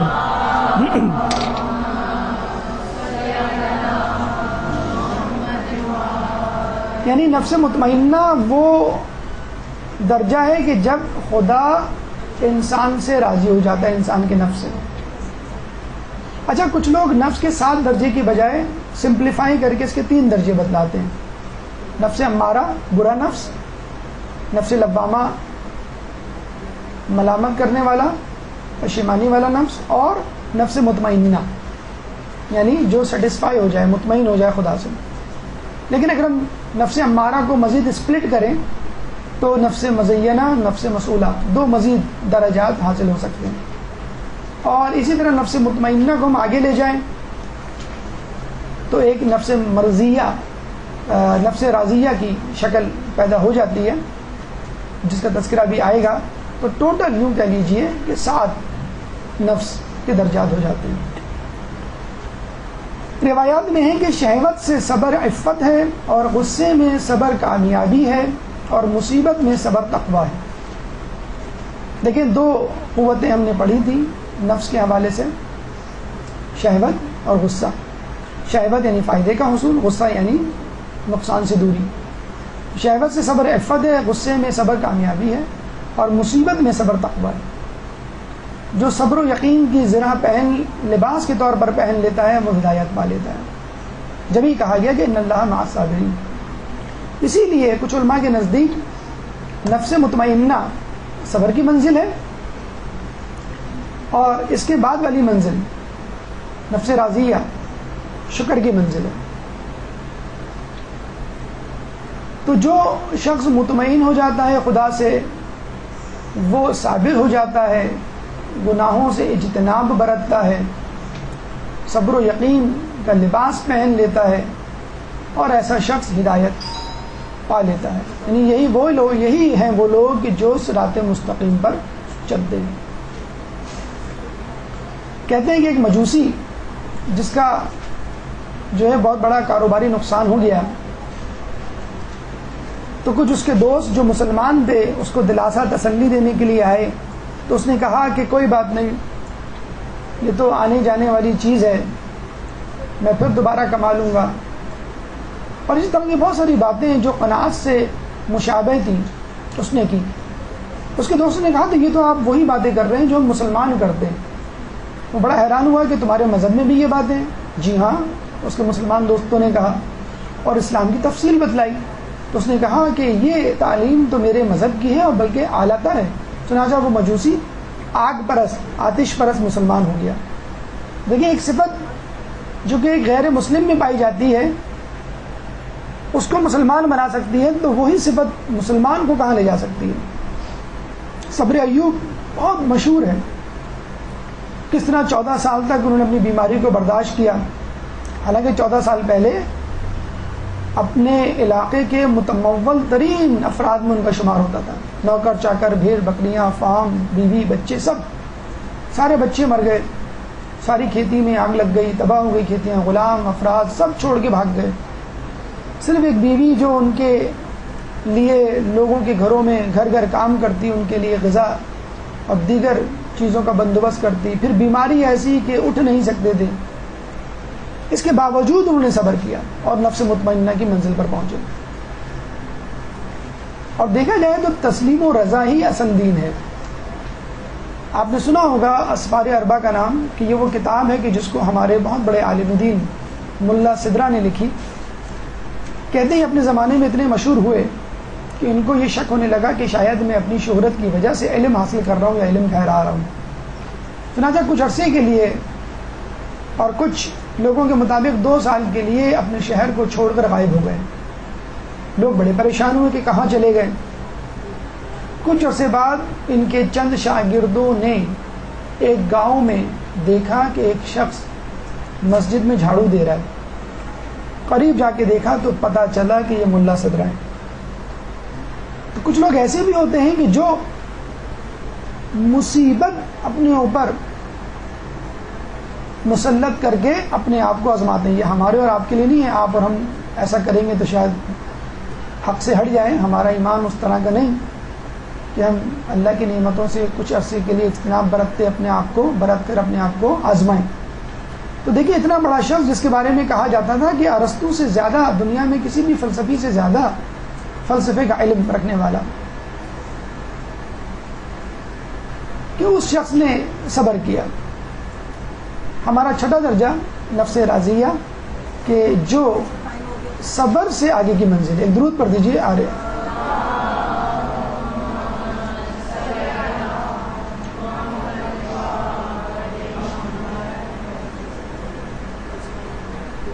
یہ وہ درجہ ہے کہ جس میں انسان کا نفس اپنے مصائب پر شکر کرتا ہے. ابھی ہم نے کہا کہ انسان اپنے مصائب پر صبر کرے. ایک منزل ہے کہ اپنے مصائب پر شکر کرے کہ اللہ نے مجھے اس قابل سمجھا کہ میں کسی آزمائش میں مبتلا ہوں. شکر کی منزل صبر کی منزل سے افضل ہے. یہ یاد رکھ. کیوں؟ کہ صبر میں راحت کا انتظار ہوتا ہے کہ کب یہ دن ختم ہو اور اللہ تعالی ہم پر مہربانی کرے، جبکہ شکر خود ایک راحت کی دلیل ہے کہ وہ خوش ہے، اس کو کسی چیز کا انتظار نہیں ہے اپنی منمانی کا. دیکھیں، روایتوں سے سمجھیں اس بات کو. پہلے آیت سن لیجئے. ارجعی الی ربک راضیۃ مرضیہ، اپنے پروردگار کی طرف لوٹ چل، تو اس سے راضی وہ تجھ سے راضی. یا ایتھا النفس المطمئنہ، یہ پہلی آیت ہے. تو مطمئنہ کے فوراً بعد راضیہ کی منزل ہے. کچھ لوگ کہتے ہیں مطمئنہ ہی آخری منزل ہے، کچھ لوگ کہتے ہیں کہ مطمئنہ سے بھی افضل ایک منزل راضیہ کی منزل ہے، کہ جب انسان اپنے اوپر آنے والی مصیبتوں اور مشکلات پر صبر نہیں بلکہ شکر کرتا ہے. اور دیکھیے سورہ فجر آیت نمبر 28 میں جس کا تذکرہ موجود ہے، اس کو امام کس طرح بیان کر رہے ہیں. مفہوم روایت ہے کہ جب میری دعا قبول ہوتی ہے تو خوشی ہوتی ہے کہ اس میں میری مرضی ہے، اور جب قبول نہیں ہوتی تو اور بھی زیادہ خوشی ہوتی ہے کہ اس میں خدا کی مرضی۔ ہم میں سے کتنے افراد ہیں کہ جو خود دعا کے قبول نہ ہونے پر خوش ہوتے ہیں؟ اس کو کہتے ہیں کہ اپنی مرضی کو اللہ کی مرضی میں ڈھال دینا، ملا دینا۔ ایک اور جگہ مولا فرماتے ہیں مجھے جنت میں جانے سے زیادہ مسجد میں جانے میں مزہ آتا ہے، کہ جنت میں جانے میں میری مرضی ہے اور مسجد میں جانے میں خدا کی مرضی ہے۔ تو آپ نے دیکھا کہ جب آپ کی بات پوری نہ ہو، جب آپ کی مصیبت آپ کے اوپر ہو، تو آپ خدا کا شکر ادا کر رہے ہیں۔ صبر و شکر کی منزلیں، امام فرماتے ہیں ہم تکلیف میں شکر اور راحت میں صبر کرتے ہیں۔ ایک شخص امام کے پاس آیا ہے، امام نے پوچھا کہ تم نے زندگی کو کیسا پایا؟ غالباً جابر بن عبداللہ انصاری تھے۔ انہوں نے کہا کہ بیماری کو صحت سے، امیری کو فقر سے، اور بڑھاپے کو جوانی سے بہتر پایا۔ امام نے کیا کہا کہ خدا ہمیں جس حالت میں رکھتا ہے ہم اس کا شکر ادا کرتے ہیں۔ یعنی اگر بہتری میں رکھا ہے تو بھی خوش، اور اگر ابتری میں رکھا ہے تو بھی خوش۔ علامہ مجلسی کے حوالے سے ایک واقعہ مشہور ہے۔ اس سے پہلے ایک اور چھوٹا سا واقعہ سن لیجیے کہ ایک حسین عورت کہ جس کا شوہر بہت ہی بد شکل تھا، جنگل کسی کٹیا میں رہتی تھی۔ ایک شخص جب آیا وہاں پر پیاسا اور اس نے اس عورت کو اس شوہر کے ساتھ دیکھا تو اس نے کہا تو اتنی خوبصورت ہے، تو بادشاہ کی ملکہ بننے کے قابل ہے۔ وہ خود بادشاہ تھا۔ تو اس عورت نے کیا جواب دیا کہ اللہ نے مجھے خوبصورتی دی ہے، اس نعمت کا شکر کے طور پر میں اس شخص کے ساتھ۔ معظمہ جو علامہ مجلسی کی بیٹی تھی کہتی ایک دفعہ ان کا سیڑھی پر پاؤں پھسلا اور ان کا سر پھٹ گیا، خون نکلنے لگا، تو بجائے چیخنے چلانے رونے کے مسکرانے لگی۔ لوگوں نے کہا عجیب بات ہے، تکلیف میں آپ مبتلا ہیں اور آپ مسکرا رہی ہیں۔ تو انہوں نے کیا کہا کہ اس تکلیف کے بدلے میں اللہ نے جو مجھے اجر دینے کا جسے کہتے ہیں کہ ارادہ کیا ہے، میں اس کو سوچ کر مسکرا رہی ہوں۔ اور ہمارے ہاں بیوی شوہر سے ناراض، گھر میں جھگڑا، باہر فتنہ، اور مصیبت میں شکر کے بدلے شکوہ شکایات بالکل عام ہے۔ شکر تو بہت دور کی بات۔ اب آئیے آخری مرحلے کی طرف، نفس مرضیہ۔ اصل میں آخری مرحلہ ایک طرح کا یوں سمجھ لیجیے پرائز ڈسٹریبیوشن سیریمنی ہے۔ جیسے اسکول میں رزلٹ کے دن اناؤنس ہوتا ہے کہ اس دن رزلٹ نکلے گا تو اس دن انعام دیا جاتا ہے، کون پاس ہوگا کون فیل ہوگا۔ تو نفس مرضیہ وہ درجہ ہے کہ جب اللہ تعالیٰ انسان سے راضی ہو جائے اور اس کو اس کے بدلے میں اپنی رضا اور جنت دے دے۔ نفس کا وہ درجہ کہ جب خدا انسان سے راضی ہو جائے۔ یہ انعام کی منزل ہے، مومن کی جزا ہے، خدا کی رضا ہے اور جنت کی فضا۔ آیت قرآنی فادخلی فی عبادی وادخلی جنتی۔ ایسے شخص جس سے خدا راضی ہو جائے اس کے لیے خدا فرماتا ہے تو میرے ممتاز بندوں میں شامل ہو جا اور میری بہشت میں داخل ہو جا۔ اچھا یہ یاد رکھیے کہ اللہ تعالیٰ بہشت میں داخل ہونے سے پہلے اس کو اپنے نیک بندوں میں شامل کر رہا ہے۔ یہ ہے اصل انعام، اللہ کا راضی ہونا اصل انعام ہے۔ جنت تو اس کی ظاہری شکل ہے۔ جب ہم کسی بچے کو کہتے ہیں کہ آپ فرسٹ آئے اور اس کو گفٹ دیتے ہیں تو گفٹ انعام نہیں ہے، اس کا فرسٹ آنا، اس کی تعریف و توصیف کرنا، اس سے خوش ہونا اصل انعام ہے۔ اگر ایک فیل ہونے والے بچے کو کوئی والدین کوئی گفٹ دے دیں تو کیا اس بچے کو خوشی ہوگی کہ والدین ناراض ہیں لیکن گفٹ دے رہے ہیں؟ نہیں، والدین کی رضامندی پہلے، خوشی پہلے، گفٹ بعد میں۔ روایات میں آیا ہے جنت کے حوالے سے، سچی بات تو یہ ہے کہ تمہاری جانوں کی قیمت صرف جنت ہے، لہٰذا تم اپنی جانوں کو جنت کے سوا کسی اور چیز کے بدلے میں نہ بیچو۔ یہ حقیقت ہے کہ ہم جنت سے آئے ہوئے لوگ ہیں، ہمارے اعمال کی قیمت جنت ہے، ہمیں جنت میں واپس جانا ہے۔ اگر اپنی دنیا کو، اپنے اعمال کو، اپنی قابلیتوں کو دنیا کمانے میں ہم خرچ کر دیں تو مولانا رومی کے مطابق جیسے پہلے بتایا گیا تھا کہ ٹاٹ میں مخمل کا پیغام، کم ترین مرتبے والا شخص تمام جنونس کی دعوت کر سکتا ہے۔ یہ کم ترین جنتی کی پراپرٹی اور اس کی جسے کہتے ہیں کہ اہلیت ہے۔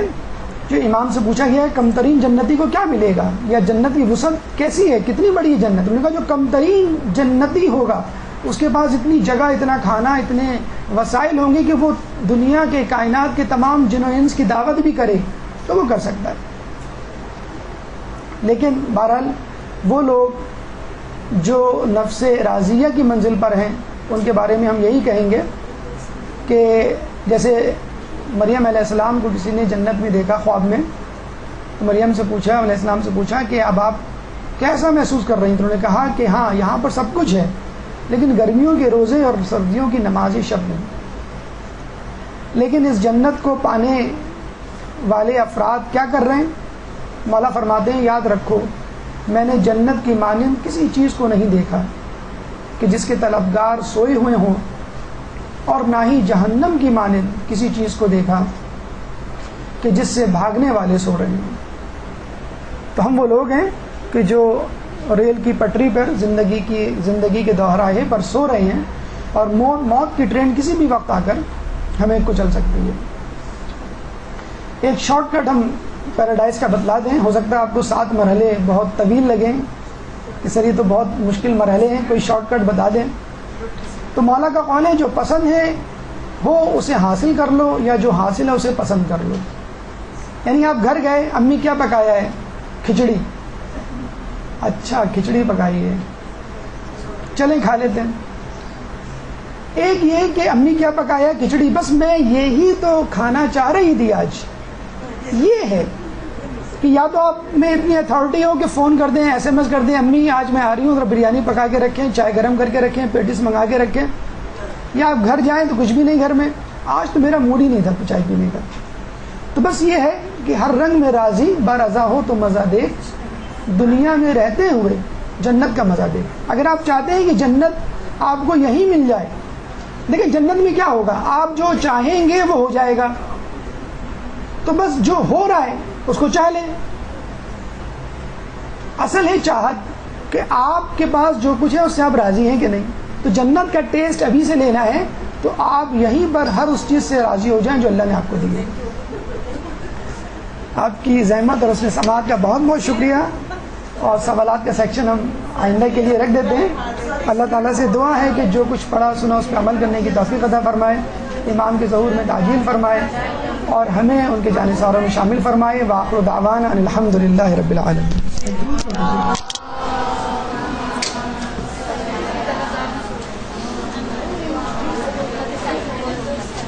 مزینہ کو طے کر چکا، اور نفس مسئولہ میں جو بیماریاں پیدا ہوتی ہیں ان کا علاج نفس مزینہ نفس امارہ سے مختلف ہے.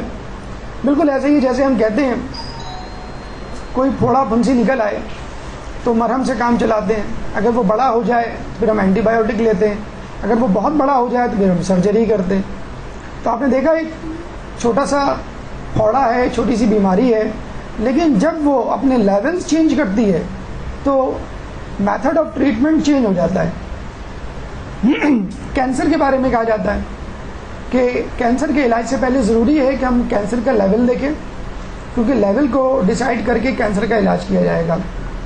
اگر ابتدائی اسٹیج میں ہے تو سرجری، انٹرمیڈیٹ اسٹیج میں ہے تو ریڈیو تھراپی، اور اگر آخری اسٹیج میں ہے تو کیمو تھراپی میڈیسن. کینسر کا علاج عام پھوڑے پھنسی سے الٹا ہوتا ہے. تو دیکھا آپ نے کتنا ضروری ہے انسان کے لیے اپنے نفس کا لیول معلوم کرنا کہ وہ کس لیول پہ لائی کرتا ہے. جس طرح ہم کہتے ہیں کہ IQ لیول کتنا ہے، آپ کی ایجوکیشن کتنی ہے، اسی طرح نفس کا لیول معلوم کرنا ضروری ہے کہ میں کس لیول پر ہوں، تاکہ اس لیول کے مطابق آپ کا علاج کیا جائے. نفس لوامہ میں مبتلا شخص، نفس مسئولہ میں مبتلا شخص، نفس مزینہ میں مبتلا شخص سے مختلف ہوگا. آئیے ہم اپنی گفتگو کا آغاز کرتے ہیں اور نفس امارہ سے اپنی گفتگو شروع کرتے ہیں. ایک درود پڑھ دیجئے محمد والے میں.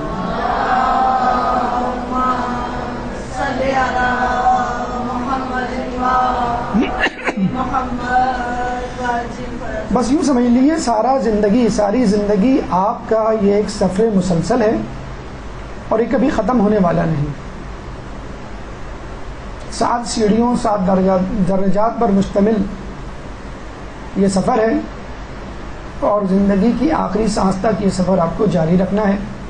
اس سفر میں آپ نفس امارہ سے نفس تو اگر راستے میں آنے والی منزلیں، موڑ، شاہراہیں آپ کے ذہن میں نہ ہو تو شاید آپ یہ سمجھیں کہ میں راستہ بھول چکا ہوں۔ جب ایک انسان نفس کا تزکیہ کرتا ہے تو بدترین انسان سے بہترین انسان کی طرف سفر کرتا ہے۔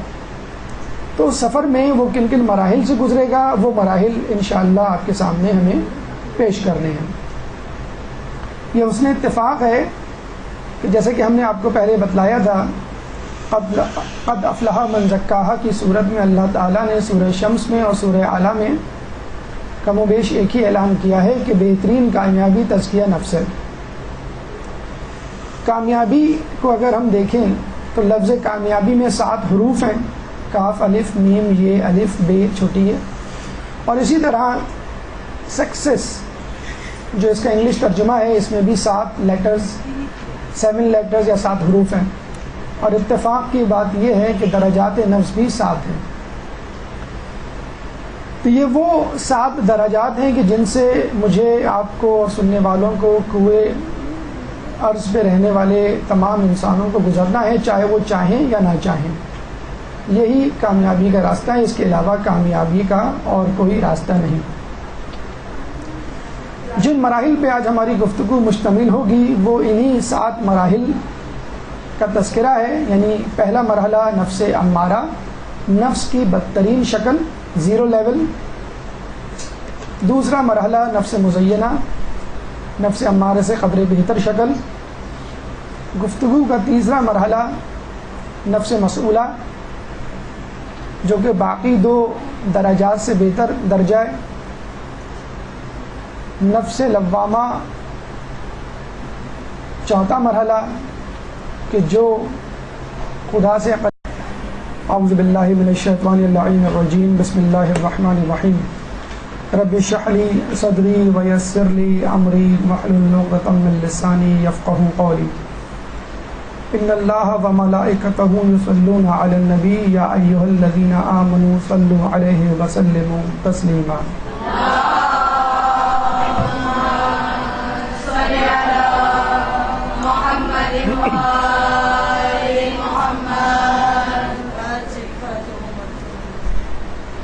جیسا کہ آپ کو معلوم ہے کہ نفس کے حوالے سے ہم 2 دروس کر چکے ہیں۔ ایک درس نفس کی سائنس یعنی تجزیہ نفس کے حوالے سے، اور دوسرا درس نفس کے انحرافات، نفس کی بیماریوں کے حوالے سے، اور کیوں ہم نفس کے تزکیے سے پہلے نفس کو سمجھنے کی کوشش کر رہے ہیں۔ اس کا تذکرہ اور اس کی اہمیت ہم پہلے آپ کو بتلا چکے ہیں کہ اگر ایک ڈاکٹر انسان کے جسم میں موجود جسم اور اس کے اعضاء اور ان کے افعال کو نہیں جانے گا تو کیوں کر وہ ان اعضاء میں پیدا ہونے والی بیماریوں کا علاج کر سکے گا۔ چنانچہ نفس کے تزکیے سے پہلے نفس کا تجزیہ ضروری ہے۔ نفس کو سیدھی راہ پر لانے سے پہلے نفس کے انحرافات کو سمجھنا ضروری ہے، اور جب آپ تزکیہ نفس کے مراحل سے گزریں گے اور بدترین سے بہترین کی طرف سفر کریں گے تو آپ نفس کے کن کن مراحل سے گزریں گے، ان مراحل کی شناخت از حد ضروری ہے۔ یعنی بالکل ایسا ہی ہے کہ آپ کو ایئرپورٹ سے صدر جانا ہے، ضیاء کی طرف سفر کر رہے ہیں، یوں سمجھ لیجیے آپ فرج سے عرش تک کی منزلوں کو اپنے سامنے دیکھ رہے ہیں اور نفس کی طہارت، نفس کی پاکیزگی کے ساتھ ساتھ آگے بڑھ رہے ہیں۔ جیسے کہ ہم نے کہا کہ پہلا درجہ نفس امارہ ہے، یہ وہ نفس کی کیفیت ہے، وہ درجہ ہے کہ انسان اپنے لیول کی، اپنے اسٹیج کی بدترین شکل میں ہوتا ہے۔ یعنی اگر اس اسٹیج میں انسان کو کسی حیوان، کسی درندے، شیطان سے تشبیہ دی جائے تو بے جا تشبیہ نہیں ہوگی۔ اکثر آپ نے ایک لفظ سنا ہوگا بیڈ بوائے، بیڈ گرل، تو یہ وہ لفظ ہے جو سننے میں تو بہت ہلکا معلوم ہوتا ہے، یہ وہ اسٹیج ہے کہ جس میں انسان خود ایک وائرس کی شکل اختیار کر جاتا ہے. یعنی ایک تو وہ انسان ہے جس کو وائرس لگ گیا ہو، اور ایک وہ انسان ہے جو خود اس طرح مہلک بیماری میں مبتلا ہو گیا ہو کہ لوگوں کے لیے خطرہ بن چکا ہو. یہ یاد رکھیے کہ ہم جو 7 اسٹیجز آپ کے سامنے پیش کریں گے، ہر درجے، ہر اسٹیج کے 6 مزید ذیلی اسٹیجز ہوں گے. یعنی ہر اسٹیج کی ہم تعریفات، کیفیات، آیات، روایات، حکایات آپ کے سامنے پیش کریں گے. تو پہلے درجے میں تعریفات یعنی تعریف. نفس امارہ انسان کے نفس کا وہ درجہ کہ جس میں انسان گناہوں کا اتنا عادی ہو جائے کہ بغیر کسی وجہ یا مزاحمت کے گناہ کرتا رہے، اور اس کو پسترین نفس کہا گیا ہے. یعنی آدمی ایڈکٹ ہو جاتا ہے، جیسے آدمی ہیروئن کا ایڈکٹ ہو جاتا ہے، سگریٹ کا ایڈکٹ ہو جاتا ہے، شراب کا ایڈکٹ ہو جاتا ہے، انٹرنیٹ، ٹی وی کا ایڈکٹ ہو جاتا ہے. قریب کرنے کے لیے ایک پہلا قدم ہے. اس کے بعد انسان نفس مطمئنہ کے 5ویں درجے پر فائز ہو جاتا ہے کہ جو خدا سے قریب تر کر دیتی ہے، اس کی ذات، اس کی شخصیت کو. 6واں مرحلہ نفس راضیہ، اور 7واں آخری مرحلہ نفس مرضیہ. تو ہم اور آپ اور تمام انسان جب تک ان مراحل سے نہ گزریں، ان 7 درجات، انسان 7 مراحل، 7 موڑ، اس وقت تک اللہ تعالیٰ کی رضا اور جنت کے حقدار نہیں ہو سکتے. ہو سکتا ہے ہم میں سے بہت سارے افراد نفس امارہ میں مبتلا ہوں، ان کا نفس نفس امارہ کی شکل اختیار کر چکا ہو. کچھ لوگ نفس مزینہ کی منزل پر ہوں، کچھ لوگ لوامہ، کچھ لوگ راضیہ، اور کچھ لوگ مرضیہ. اب یہ بات کہ کیا ضروری ہے کہ ہم ان درجات کے بارے میں پڑھیں؟ کیوں نہ ہم تزکیہ نفس شروع کر دیں؟ اس کی مثال ایسی ہے کہ جیسے آپ ایک بچے کو اسکول میں داخل کروانے جائیں. آپ نے دیکھا ہوگا کہ پوچھا جاتا ہے کہ بچے کی عمر کیا ہے، بچہ کتنی کلاسیں پڑھ چکا ہے.